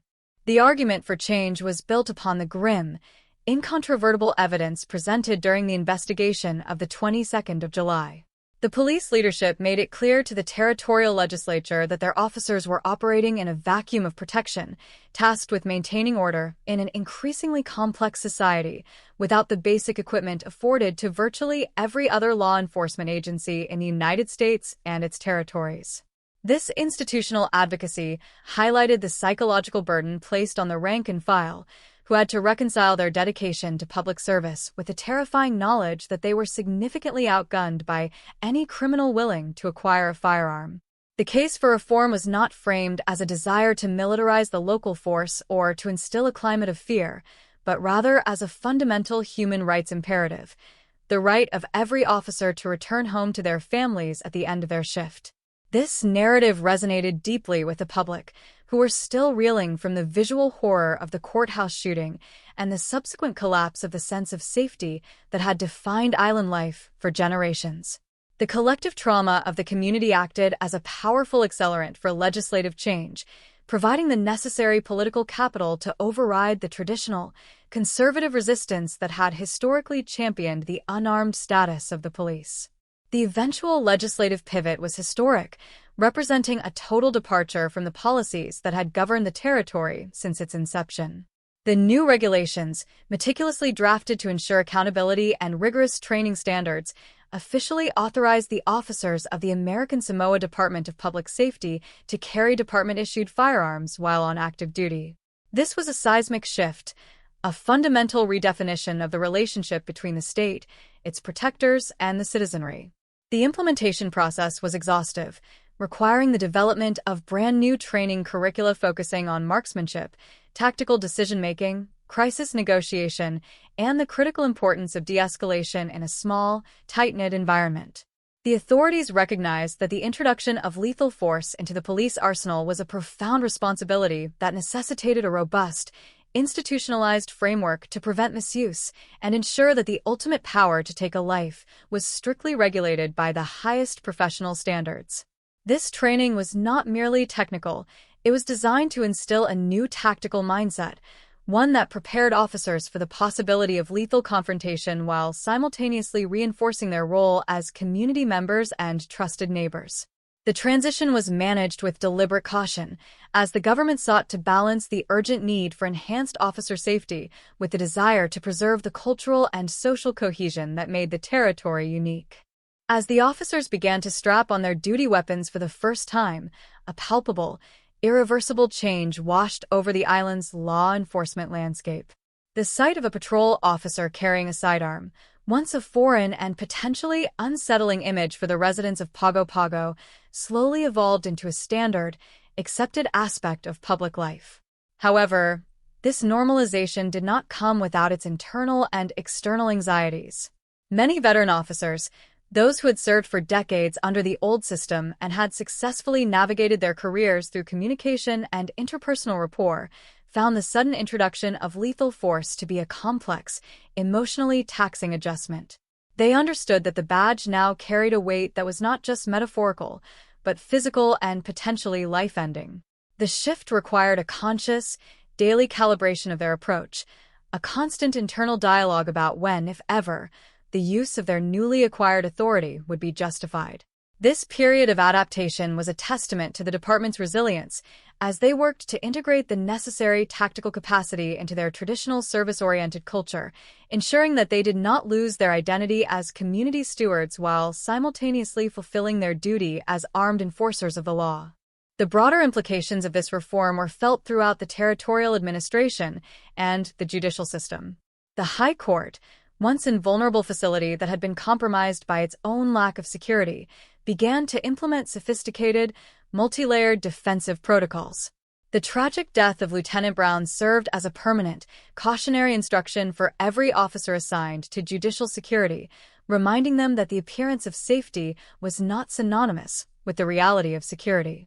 The courthouse was fortified not just with physical hardware, but with a heightened sense of vigilance and a renewed commitment to institutional readiness. Every courtroom proceeding, every high-profile trial, and every public encounter was now viewed through a lens of situational awareness that had been forged in the crucible of the 2010 shooting. This vigilance did not make the court a fortress inaccessible to the people it served, but it did establish a necessary, professional distance that protected the proceedings from the intrusion of violent actors.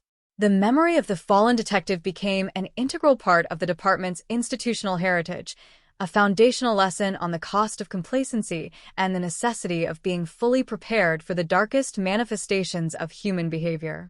In the years that followed the official overhaul, the crime statistics of the territory remained a testament to the efficacy of the new system, which balanced the capacity for force with the enduring power of community engagement. The incidence of brazen, direct attacks on law enforcement significantly diminished, suggesting that the presence of armed, trained, and prepared officers acted as a powerful, silent deterrent to potential perpetrators. The transformation was not an overnight miracle, but a steady, deliberate evolution that reflected the island's capacity for growth and institutional maturity.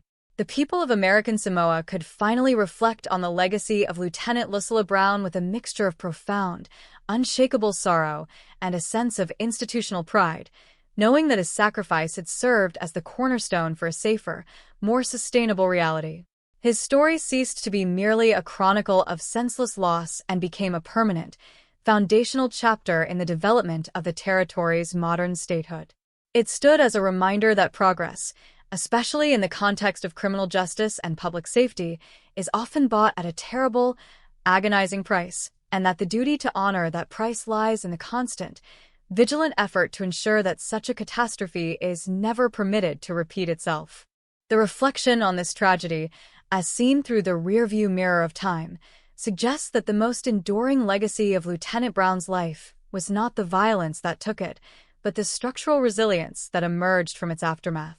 The territory learned that the sanctity of its judicial institutions was not a guaranteed, preordained state of being, but a fragile, active condition that required constant, dedicated effort to maintain. By equipping its officers with the tools to defend themselves, the government acknowledged that the safety of the law was dependent upon the safety of those who held the scales. This acknowledgement was a mature, necessary step forward, a bridge across the gap between an idealized, simpler past and the more complex, challenging demands of the present. As the territory continues to evolve, the memory of that fateful Thursday in July remains, a persistent, sobering guidepost that steers the community away from the dangers of negligence and toward a future where justice is protected, not just by the weight of its laws, but by the readiness and the courage of its guardians. The narrative of the 2010 shooting is one of profound, irrecoverable loss, yet it is also a story of a community that found the strength to rebuild itself in the shadow of disaster, ensuring that the legacy of a man who died with empty hands was a system that could finally, firmly hold the weight of its own security, providing a lasting, dignified sanctuary for the rule of law within the heart of the Pacific.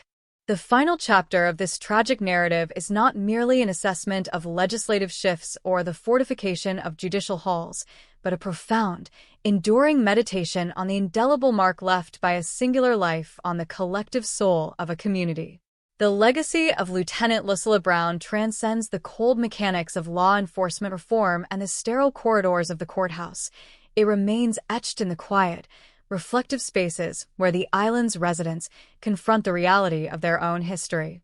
In the years that have passed since that dark Thursday in July, the memory of the veteran detective has evolved into a symbol of resilience, serving as a silent, steadfast guardian of the territory's conscience. For those who served alongside him, for the families who knew him as a fixture of their community, and for the generations of new officers who have donned the badge in a post-reform era, the story of his final, unarmed sacrifice is a lesson in the heavy, often agonizing weight of public duty. It is a narrative that demands that we do not merely remember the violence of his death, but that we honor the consistent, quiet integrity of his life, a life that was anchored in the belief that a policeman's greatest strength is his presence and his empathy, even when the world around him begins to fracture. As we look back at the trajectory of the events that began with that fateful hearing and concluded with the finality of a life sentence, we are struck by the immense, cascading human cost that radiates from such an act of unmitigated malice. Every stage of the legal journey, every motion filed, and every testimony provided acted as a fresh excavation of the tragedy, forcing the mourning community to repeatedly relive the precise moment when the sanctuary of justice was violated. Yet, in the face of this systemic and personal exhaustion, the people of American Samoa demonstrated a capacity for endurance that is perhaps the most significant, if often overlooked, aspect of the story. They did not succumb to the chaos that the perpetrator intended to ignite. They did not allow the memory of their fallen guardian to be erased by the long, bureaucratic crawl toward resolution. Instead, they held onto the narrative with a collective, quiet defiance, ensuring that the sacrifice of Lieutenant Brown became a permanent part of the territory's historical identity. This endurance was not marked by grand gestures or loud declarations.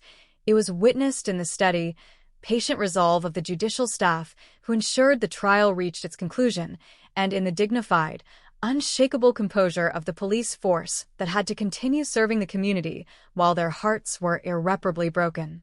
The broader lesson of this story, one that echoes far beyond the shores of the Pacific, lies in the terrifying, fragile intersection between tradition and the evolving nature of human violence.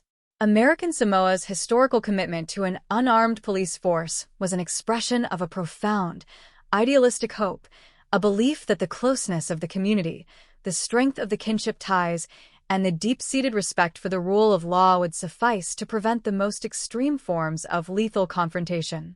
It was a noble, culturally significant experiment that functioned successfully for decades, fostering a sense of harmony that is increasingly rare in the modern world. However, the tragedy of 2010 exposed the existential risk inherent in maintaining such an idealism when confronted by an individual capable of ignoring the very social contracts that provide that security. The shift toward an armed department was not a surrender of the island's culture, but an evolution, a hard-won, painful recognition that the protective institutions of a society must be capable of meeting the level of threat they are intended to mitigate.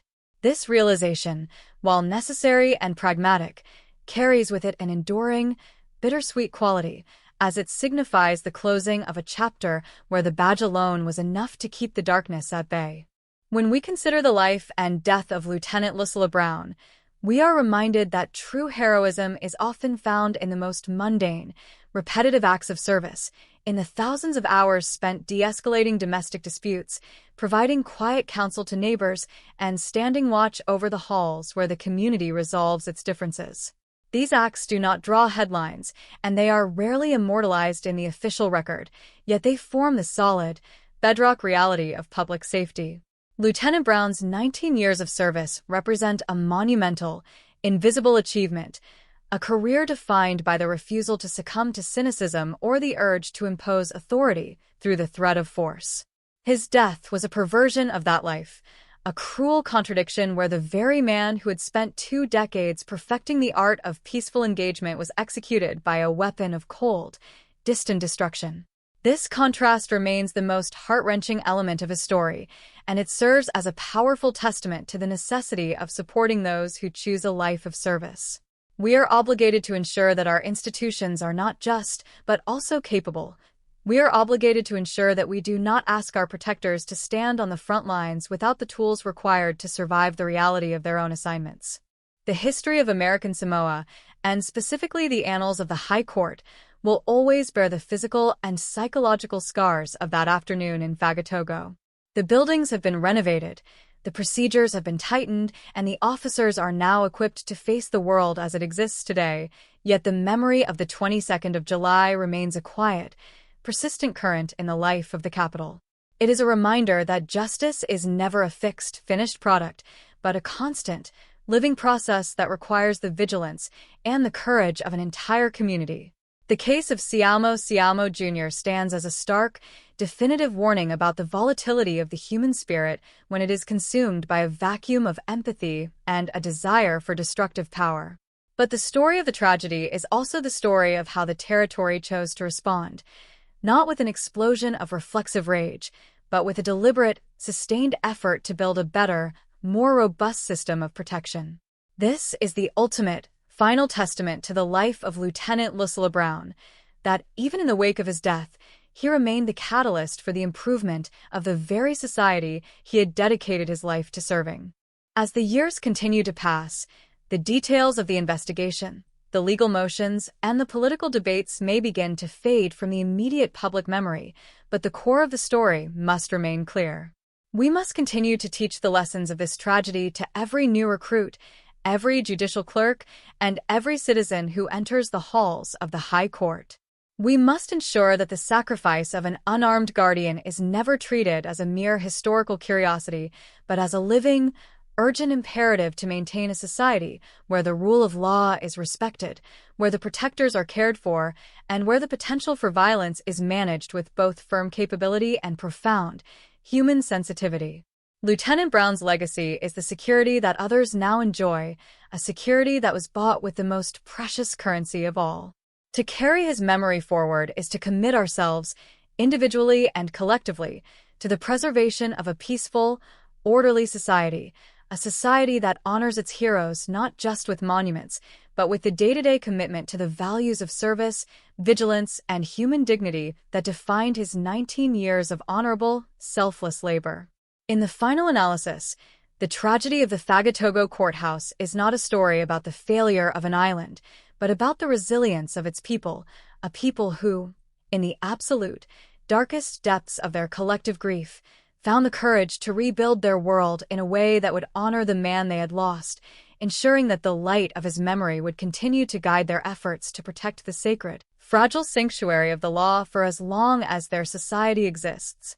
His life, and the life of his family who survived him, remains a haunting, beautiful, and ultimately triumphant monument to the enduring spirit of American Samoa, a spirit that cannot be extinguished by the violence of one man, but only tempered, strengthened, and resolved to build a future where the sacrifice of the past is recognized, respected, and never, ever repeated.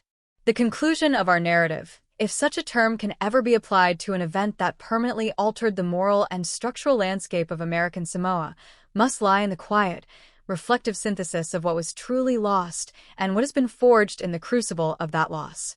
As we cast our minds back to the sun-drenched, palm-lined streets of Fagatogo on that July afternoon in 2010, the tragedy feels both distant and immediate, a static frame in the collective memory of the territory that refuses to fade. The loss of Lieutenant Lucilla Brown was not merely the loss of a public official or a seasoned detective. It was the abrupt, violent tearing of a thread that had long held the community's social fabric together. In the aftermath of the assassination, the island found itself forced into an uncomfortable, existential confrontation with the reality of its own vulnerability.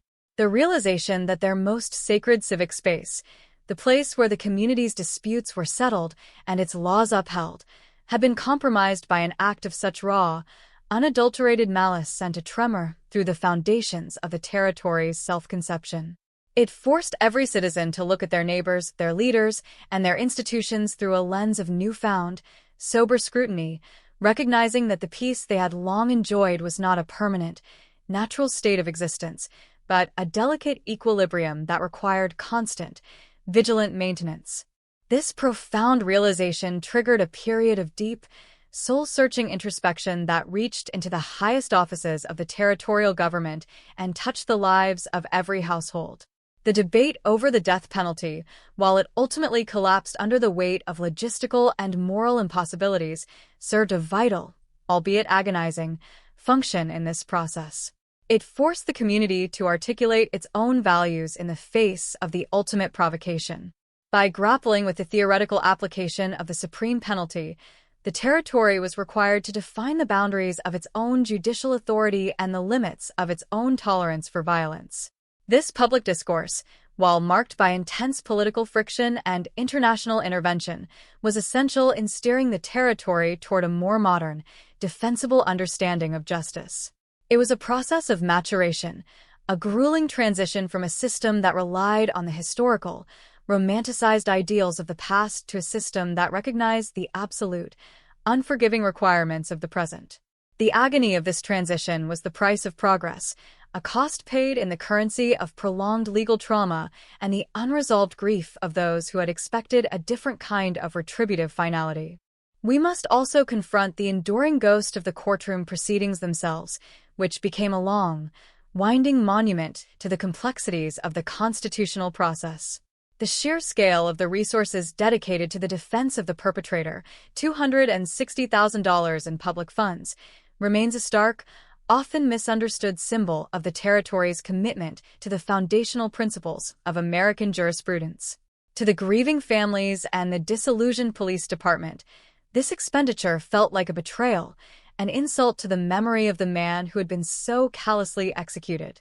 Yet, from the perspective of the law, this heavy investment was the ultimate, necessary safeguard, a mechanism designed to ensure that the eventual conviction of Sialmo Jr. would be airtight, constitutionally unassailable, and beyond the reach of any future appellate challenge.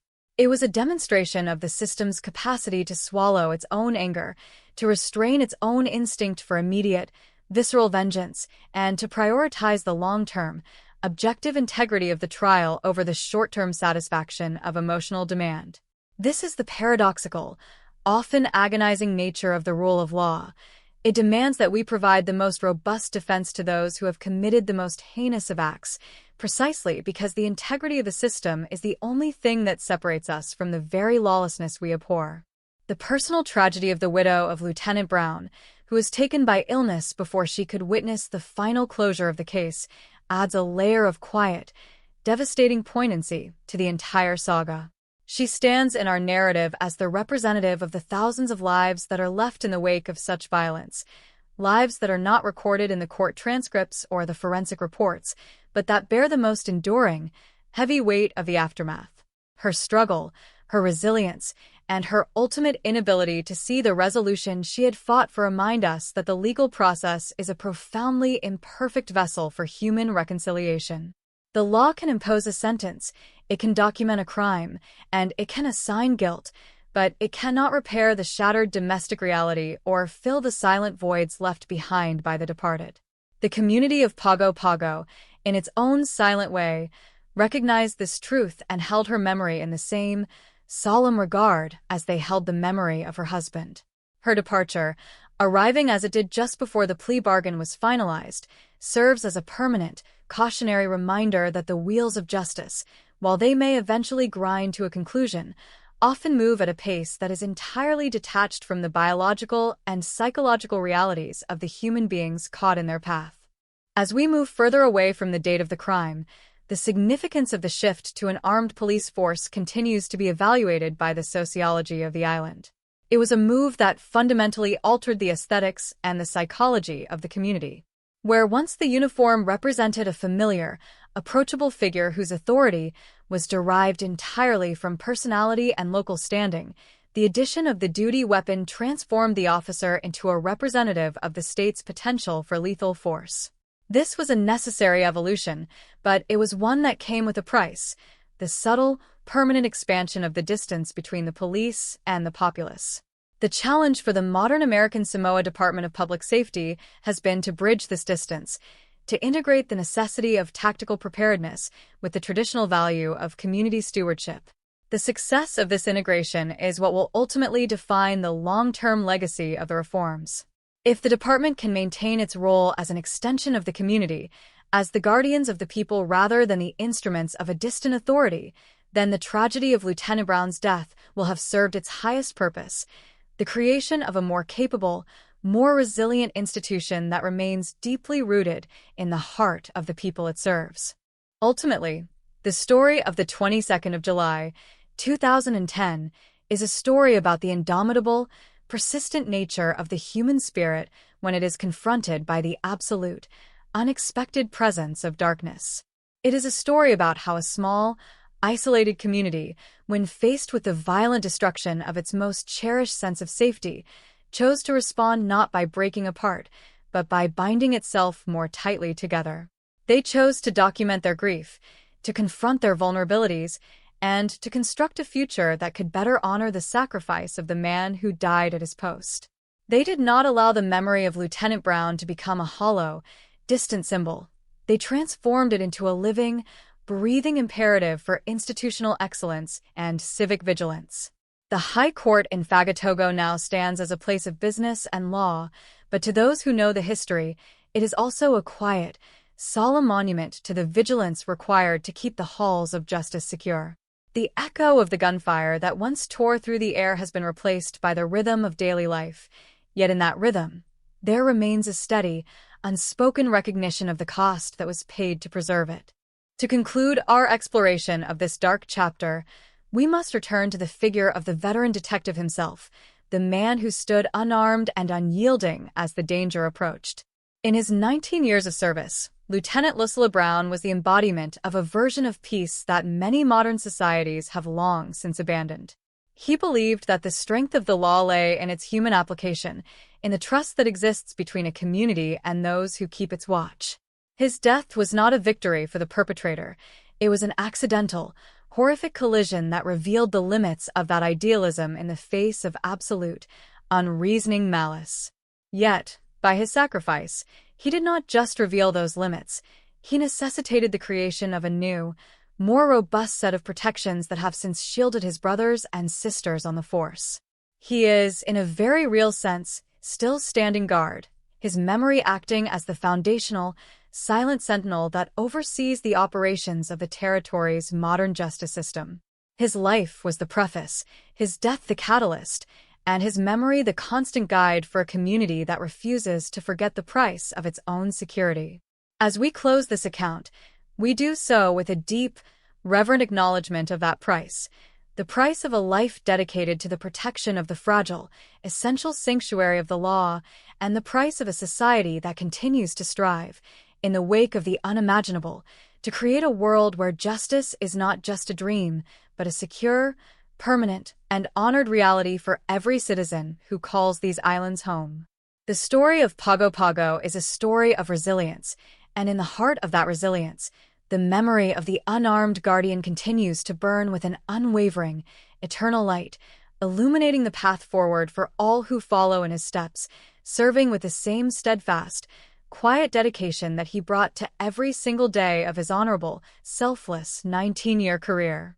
The final retrospective of the tragedy that unfolded on the 22nd of July, 2010, requires us to look beyond the immediate legal, political, and institutional consequences and instead confront the more profound, philosophical questions that the murder of Lieutenant Lucilla Brown has permanently implanted into the cultural consciousness of American Samoa. When we examine the arc of this story, from the relative innocence of an unarmed police force to the stark, hardened reality of a contemporary security apparatus, we are witnessing the inevitable, often painful collision between the traditional, communal ideals of a Pacific Island society and the unforgiving, industrial-scale challenges of the modern era. The tragedy was not merely an event, it was a profound historical pivot point, the moment where the territory was forced to relinquish a cherished, if increasingly untenable, definition of its own identity. We must recognize that the shift toward an armed and tactically prepared police force was a fundamental evolution of the social contract, a realization that the duty to protect the community now required the capacity to engage with the darkness that exists on the margins of even the most tight-knit societies. This evolution, while necessary, carries with it a permanent, melancholic weight as the island navigates the challenge of maintaining its distinctive, welcoming cultural identity while simultaneously upholding the rigorous, professional standards of modern law enforcement. The legacy of the victim, Lieutenant Lucilla Brown, serves as the anchor for this entire evolution. He is the personification of the era that passed, a man whose 19 years of honorable, selfless service demonstrated the incredible, often underestimated power of community-based policing. He represented a world where authority was sustained by interpersonal rapport, deep-seated mutual respect, and an unshakable belief in the essential goodness of the neighbors he served.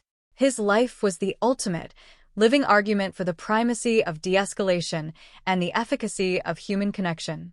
The fact that his death was facilitated by the very absence of lethal force that he spent his career championing is a cruel, agonizing irony that haunts the memory of his service. Yet, we must be careful not to misinterpret his legacy. He did not die because he was weak. He died because he was faithful to a societal vision that deemed the presence of firearms in the hands of the police to be a betrayal of the community's trust. His death, therefore, was not a failure of his character, but a catastrophic failure of the legislative environment to protect him from a threat that had clearly evolved far beyond the boundaries of the traditional island peace. To honor his memory is to honor the nobility of his service, while simultaneously acknowledging the tragic, structural limitations that ultimately led to his sacrifice. We must also contemplate the role of the judicial system, which was tasked with processing this horrific event under the most intense public and political scrutiny. The case against Siamo Jr. was, by any objective measurement, a profound stress test for the territorial judiciary. It forced the courts to balance the overwhelming, righteous anger of the populace against the cold, impartial mandates of constitutional law. The legal process, with all its delays, procedural intricacies, and exhausting debates over defense funding, was not merely a series of bureaucratic obstacles, it was a demonstration of the territory's commitment to the rule of law under the most extreme, emotionally destabilizing conditions. The fact that the process reached a conclusion, that a plea was entered, and that a definitive sentence was issued, is a testament to the perseverance and the unwavering integrity of the judicial officers who presided over the case. They operated in an environment where every decision, every motion, and every ruling was being measured against the weight of the community's collective, aching grief. The resolution of the case did not solve the trauma.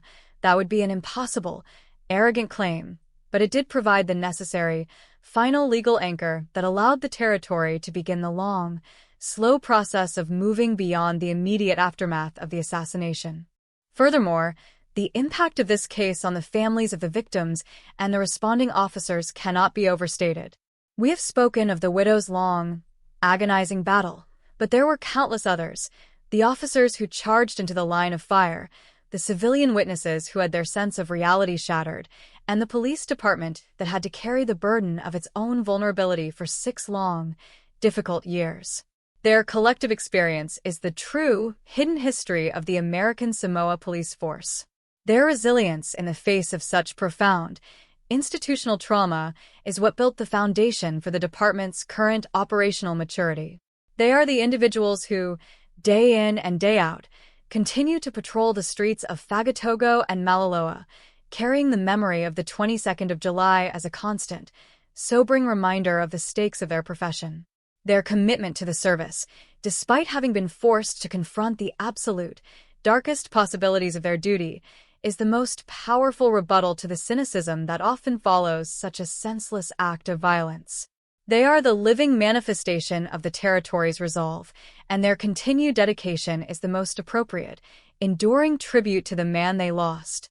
The transformation of the high court security posture and the broader institutional changes within the Department of Public Safety are the tangible, objective monuments to the case, but the intangible legacy is perhaps even more significant. It is a legacy of heightened awareness, a permanent, collective consciousness regarding the necessity of institutional preparedness. The territory no longer operates under the comfortable, protective illusion of its own historical isolation. It recognizes that the world is a complex, unpredictable place, and that the duty to protect the community's most sacred institutions, its courthouses, its schools, and its public spaces, requires a proactive, vigilant posture that is backed by their readiness to act. This new reality does not make American Samoa a less welcoming or a less peaceful place. It makes it a more mature, more realistic society that is finally equipped to defend the values it cherishes. The transition from a reactive, vulnerable system to one of readiness is a permanent, indelible part of the territory's modern history, and it is a change that serves the interests of every citizen who walks its shores, providing a safer, more sustainable foundation for the future of its civic life. As we bring this detailed exploration of the July 2010 shooting to a close, we must ensure that the story serves its proper purpose, not just as a historical narrative of tragedy, but as an ongoing, essential dialogue about the responsibilities of a society to its protectors and the duty of the government to its citizens. The narrative must remain a living, breathing part of the territory's collective identity, one that is shared with every new member of the community and every individual who enters the service of the law. We must continue to interrogate the meaning of the event, to learn from the failures it exposed, and to celebrate the strength of the community that refused to be destroyed by it. The memory of Lieutenant Brown, standing his ground as the perpetrator approached, remains the central image of this narrative, a silent, powerful, and ultimately heartbreaking reminder of the fragility of the peace and the immense, irreversible cost that is often required to secure it. His life, his service, and his sacrifice are woven into the very fabric of the territory's identity, serving as a permanent, cautionary guidepost for the road ahead. The final, lasting impact of this story is the affirmation of the community's resilience. In the years since the trial concluded, the territory has continued to grow, to face new challenges, and to evolve as a unique, vibrant society in the heart of the Pacific. It has demonstrated that it is capable of absorbing the most profound, traumatic shocks and emerging with its core values of service, community, and respect for the law intact. The tragedy of the Fagatogo courthouse is not a story about the end of an era, but about the painful, necessary birth of a new one. It is a story about the strength that is found when a community refuses to turn away from its own shadows and instead chooses to build a future that is more secure, more informed, and more deeply committed to the protection of the innocent. As we conclude this account, we do so with a profound, final recognition of the man who stood unarmed at the door of justice and the society that was transformed by his sacrifice. Lieutenant Lucilla Brown remains the silent, steadfast sentinel of the territory's conscience, his 19 years of honorable labor now forever enshrined in the history of a community that has learned, through the most difficult of lessons, to honor the service of its protectors, to defend the integrity of its laws, and to ensure that the light of its own peaceful existence remains bright and undimmed. Long into the future of these islands, he served with such quiet, unwavering, and eternal devotion. As we step back from the granular details of the investigation, the intense legal debates, and the tectonic shifts in policy that followed the events of July 2010, we are left to grapple with the deeper, more spiritual resonance of this tragedy within the collective heart of American Samoa. The story of Lieutenant Lucilla Brown is, at its core, an exploration of the fundamental tension between the idyllic, communal traditions of an island culture and the cold, mechanical reality of modern violence.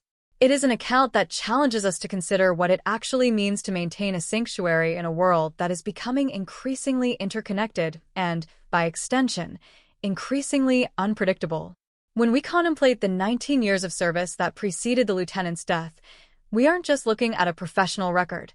We are looking at the life's work of a man who believed, with every fiber of his being, that the law was a living, breathing social force that relied more on the quality of human interaction than on the exercise of coercive power.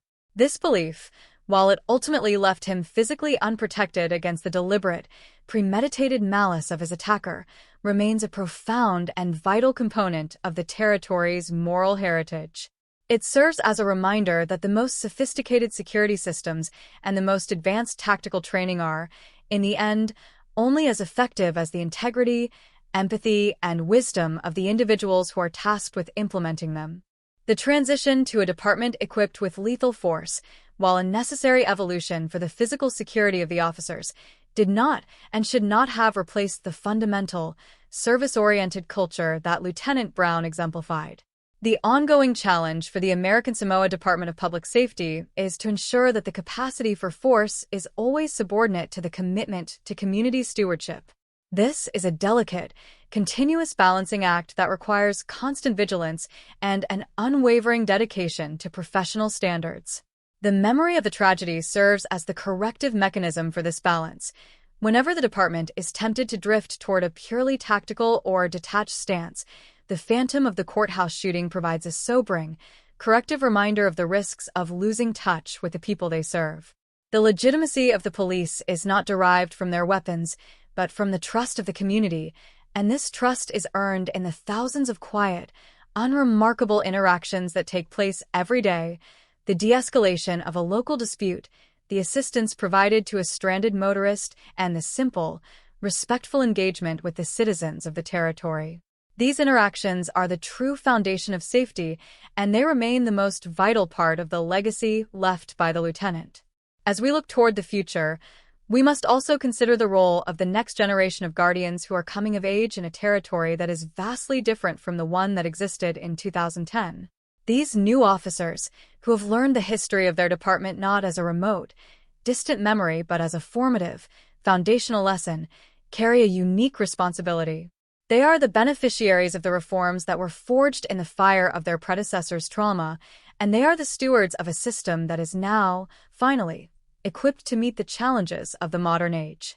It is their task to synthesize the historical commitment to communal harmony with the modern reality of professional readiness.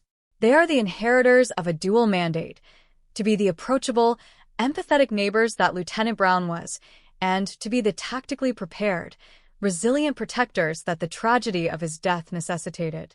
This is a heavy, ambitious requirement, but it is one that the current force has shown it is fully capable of meeting. The continued development of the police department, the refinement of its training, and the deepening of its commitment to the people of the territory are the ultimate, living tributes to the man whose life was taken on the steps of the court. The broader lesson of the 2010 shooting, the reality that violence can shatter even the most carefully constructed sanctuaries, should not lead us to a state of paralyzing cynicism or permanent defensive retreat. Instead, it should inspire us to build a more robust, more aware, and more compassionate society. The tragedy demonstrated that a society's security is not a static condition that we inherit. It is an active, dynamic state that we must consistently, intentionally build and maintain. This requires a commitment to the rule of law that is not merely performative but deeply felt, a commitment to justice that is inclusive and objective, and a commitment to the well-being of the individuals who stand at the front lines of public safety. The territory has shown, through the long, arduous process of the trial and the subsequent institutional evolution, that it possesses the moral and administrative fortitude to navigate the most difficult of crises. It has shown that it can honor the past while preparing for the future, and that it can process the most profound, devastating grief without losing sight of the imperative to protect and serve the community. In the final, contemplative analysis, the story of Pago Pago and the events of July 2010 are an enduring, cautionary tale that transcends the geography of the islands. It is a story about the fragility of our peace and the resilience of our institutions. It forces us to acknowledge that we are all responsible for the safety of our communities, not just by demanding that our police be prepared, but by fostering the kind of society where the impulse towards such unmitigated violence is recognized, prevented, and ultimately rejected by the collective conscience of the people. The murder of Lieutenant Lucilla Brown was a moment of profound, institutional failure in the sense that the system failed to protect one of its most essential components, but the aftermath of that failure was a period of sustained, successful institutional growth. This growth is the ultimate victory over the dark, destructive intent of the perpetrator. He wanted to shatter the territory's peace, but in the long run, he only succeeded in forcing the territory to construct a more resilient, more aware, and more capable version of itself. As we bring this series of reflections to a close, we find that the most appropriate way to honor the memory of the lieutenant is to recognize the sanctity of the work that he performed. The role of the officer in a small, tight-knit society is perhaps one of the most difficult and rewarding vocations in the world. It requires a level of patience, wisdom, and selfless commitment that is entirely disproportionate to the public recognition it receives. Lieutenant Brown brought those qualities to his work every single day, and it is those qualities that should serve as the model for all who follow in his footsteps. We should remember him not just as a victim of a horrific crime, but as a dedicated, honorable, and deeply effective public servant who defined the very best qualities of his profession. We should remember him as a man who understood the value of the peace he was protecting and who, even in the final moments of his life, stood firm in the defense of his community's judicial sanctuary. The narrative of this tragedy is one that we are obligated to preserve, not for the sake of the violence, but for the sake of the wisdom that emerged from it. It is a story that should continue to inform our understanding of the risks associated with public service, the complexities of the legal process, and the absolute, non-negotiable importance of institutional preparedness. It is a story that, while marked by an undeniable, permanent tragedy, is also, and perhaps more importantly, a story of the territory's endurance and its capacity for positive, sustained evolution. As the Pacific sun continues to rise and set over the hills of Fagatogo, the memory of the detective will remain a part of the landscape, a quiet, constant influence that continues to guide the development of the society he served. It is a testament to the fact that while a single act of violence can destroy a human life, it cannot destroy the integrity of a society that is committed to the protection of its own values. The memory of the unarmed guardian continues to burn bright, acting as an eternal, moral guidepost for a community that has learned the hardest of lessons, embraced the most difficult of truths, and emerged with a deeper, more profound, and ultimately more resilient commitment to the preservation of justice, the protection of its citizens, and the unwavering honor of the men and women who stand in the breach, guarding the peace of the islands for all who call them home, today, tomorrow, and into the distant, uncertain future. His service, his life, and his sacrifice are now, and will always be, the cornerstone upon which the modern safety of American Samoa is built, a foundation that is as immovable as the Pacific itself, and as enduring as the respect he earned through 19 years of selfless, honorable, and truly legendary dedication. The final reflection on the events that transpired in the Fagatogo district requires us to look beyond the immediate narrative arc and consider the enduring, existential significance of this tragedy for the territorial identity of American Samoa. When we examine the collective history of the archipelago, the assassination of Lieutenant Lucilla Brown stands as a harrowing, permanent marker, a moment where the inherent trust of an island society collided with the cold, absolute malice of a perpetrator who operated entirely outside the boundaries of that trust. This collision was not merely a criminal incident. It was a profound rupture in the social fabric that had long defined the territory. In the decade and a half that has since elapsed, the community has had to engage in a continuous, complex negotiation with its own past, seeking to preserve the warmth and communal spirit that made the island a sanctuary, while accepting the harsh reality that modern security requires a more rigid, prepared, and tactically capable foundation. This negotiation has not been without its costs, as the introduction of force into the everyday life of the police department necessarily altered the psychological distance between the state and its citizens, a shift that continues to be managed with careful, deliberate intent by the department's current leadership. The legacy of the detective is now woven into the institutional DNA of the American Samoa Department of Public Safety. The training modules, the tactical protocols, and the very philosophy of community engagement that exists today all bear the silent, heavy imprint of his sacrifice. Every young officer who enters the academy is taught the story not as a piece of dry history, but as an urgent, living mandate, a reminder of the fragility of the peace they are sworn to protect. They are taught that the badge they wear is not a talisman that grants them immunity from the world's darker impulses, but a heavy, solemn obligation to be prepared for the unthinkable. This shift toward a culture of institutional readiness is the most significant, if silent, achievement of the years following 2010. It represents a maturation of the territory's administrative capacity, a realization that the duty to protect is not a sentiment, but a skill set that must be constantly honed, assessed, and adapted to the evolving landscape of global crime and local instability. The detective's life, therefore, continues to serve a vital, functional role in the ongoing life of the territory, acting as the bedrock upon which the new, more resilient structure of public safety is constructed. As we consider the judicial journey that followed the shooting, we are reminded of the immense, exhausting burden that the pursuit of justice places upon a small community. The agonizing, 6-year legal path from the initial crime to the final sentencing was a grueling test of the territory's patience, its financial endurance, and its dedication to the absolute, unwavering requirements of the constitutional process. While the community's initial, visceral demand for the death penalty reflected the raw, unmitigated anger of a people who had witnessed a crime that defied their own social values, the subsequent move toward a life sentence underscored a different, perhaps more powerful commitment, the territory's dedication to the rule of law over the fleeting satisfaction of vengeance. By refusing to succumb to the chaos of an extrajudicial or procedurally flawed resolution, the judiciary upheld the very system that the perpetrator had sought to mock.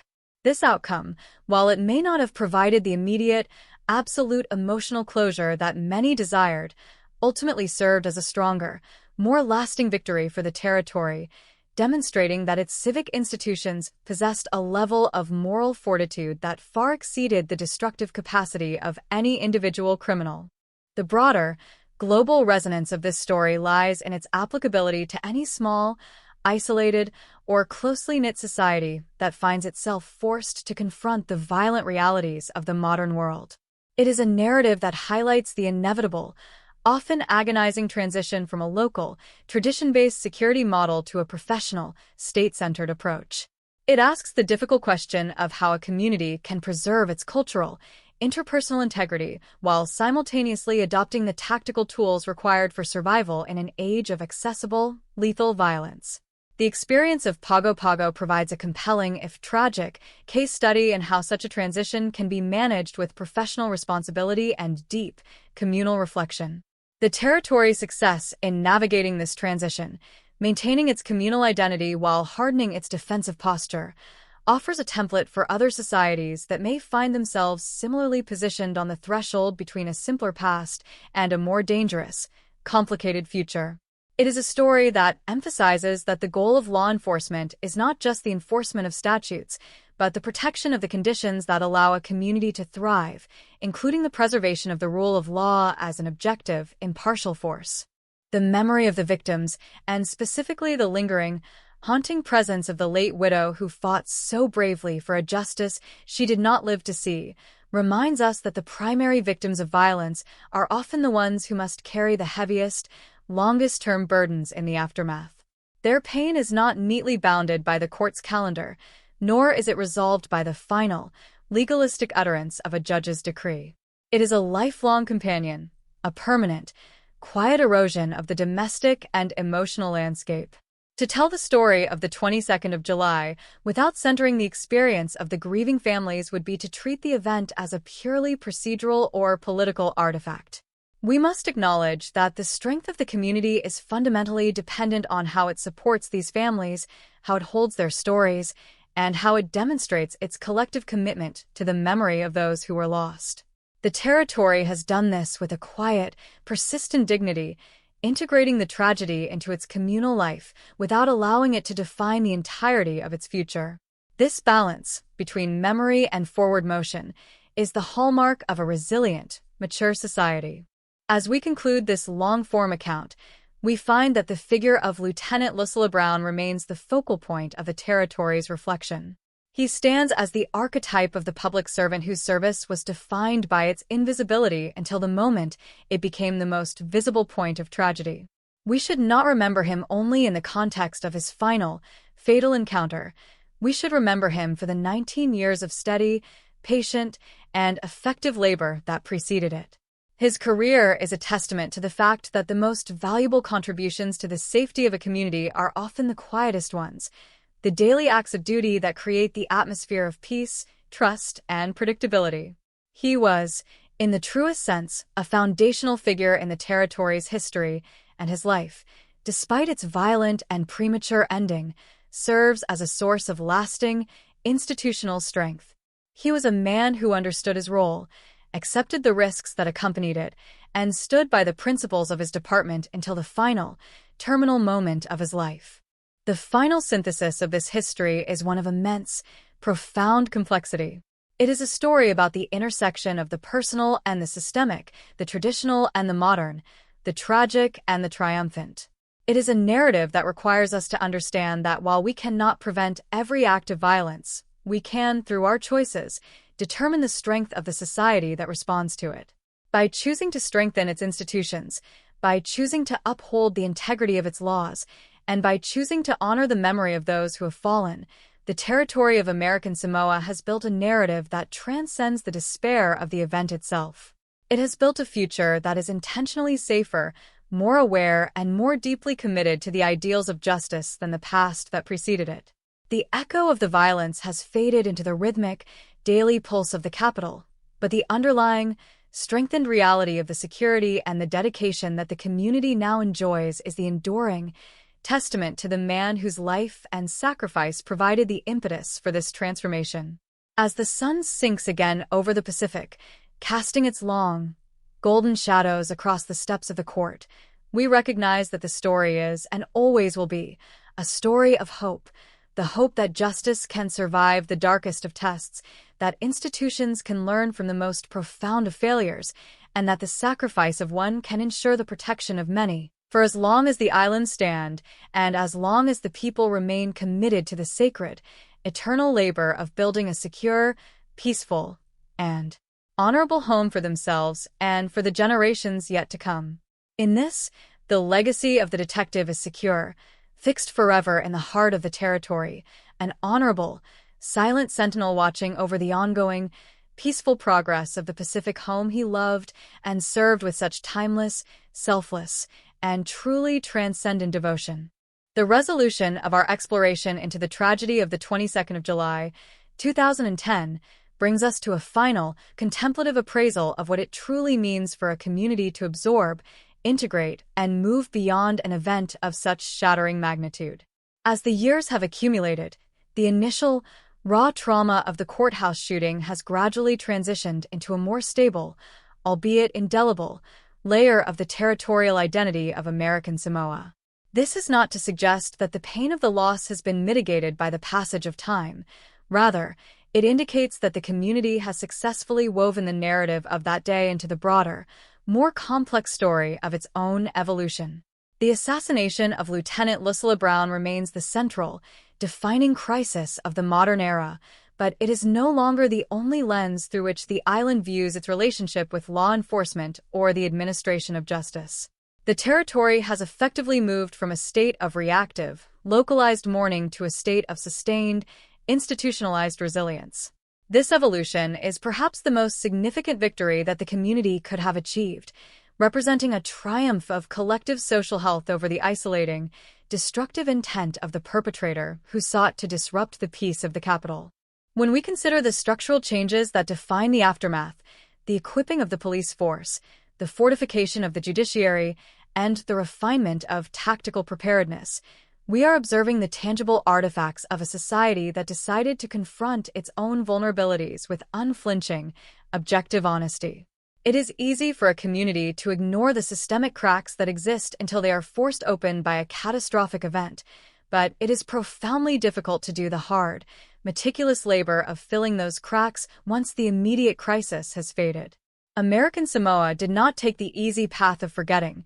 It took the difficult, principled path of institutional reconstruction.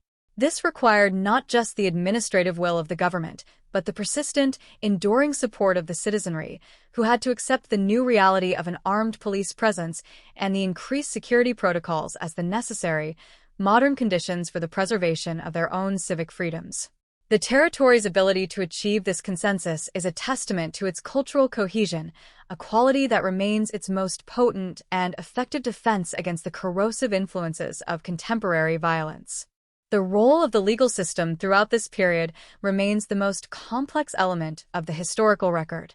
The trial of Siamo Jr., with its sprawling costs, its frequent procedural pivots, and its eventual, pragmatic conclusion, serves as a mirror reflecting the fundamental challenges of modern governance in a remote, Pacific setting. The legal system, often critiqued for its rigidity or its apparent detachment from the immediate needs of the people, ultimately proved its resilience by ensuring that the perpetrator was brought to a formal, constitutional reckoning. By committing to a process that was governed by law rather than by the impulsive dictates of public outrage, the High Court established a standard of judicial integrity that continues to serve as the ultimate, reliable mechanism for the resolution of the territory's most difficult disputes. The cost of this integrity, measured in both dollars and in the emotional tax levied on the community, was high, but it was a necessary investment in the territory's future stability. The verdict and the subsequent life sentence provided the final, objective closure that was required to turn the page on the most traumatic chapter of the territory's judicial history. We must also continue to acknowledge the psychological landscape of the surviving law enforcement officers, for they remain the primary, daily witnesses to the changes that have taken place. For them, the memory of July 2010 is not a matter of historical interest. It is the fundamental, lived experience that dictates how they approach every encounter, every shift, and every tactical decision. The department's culture has shifted, embracing a more sophisticated, professional, and safety-conscious approach, but the core identity of the force, the commitment to service, and the deep, communal connection to the residents of the islands has been remarkably preserved. This preservation is the ultimate tribute to the veteran detective, for it demonstrates that the police department did not lose its heart in the transition to its modern, armed capabilities. They continue to function as a bridge between the tradition and the necessity, a role that is as difficult as it is vital. The ongoing success of the department, its ability to maintain the public trust, and its resilience in the face of evolving threats all stem from this deliberate, conscious integration of the past and the present. The story of the widow's life and the tragic, premature nature of her own passing serves as the most heart-wrenching, humanizing element of our final reflection. It reminds us that behind every headline and every court record, there is a personal, irreplaceable life that is irrevocably altered. Her fight for justice, her unwavering presence throughout the agonizing years of the legal process, and her ultimate inability to see the resolution of the case are points that must remain central to any honest account of the tragedy. She is the human face of the grief that the territory had to bear, a symbol of the profound cost of violence that the state can record but can never, in any meaningful sense, repay. Her legacy, inextricably linked with the memory of her husband, is a part of the territorial history that must be treated with the utmost reverence and care, for it speaks to the reality that a justice system is only as good as its ability to respect the dignity of those it is intended to serve.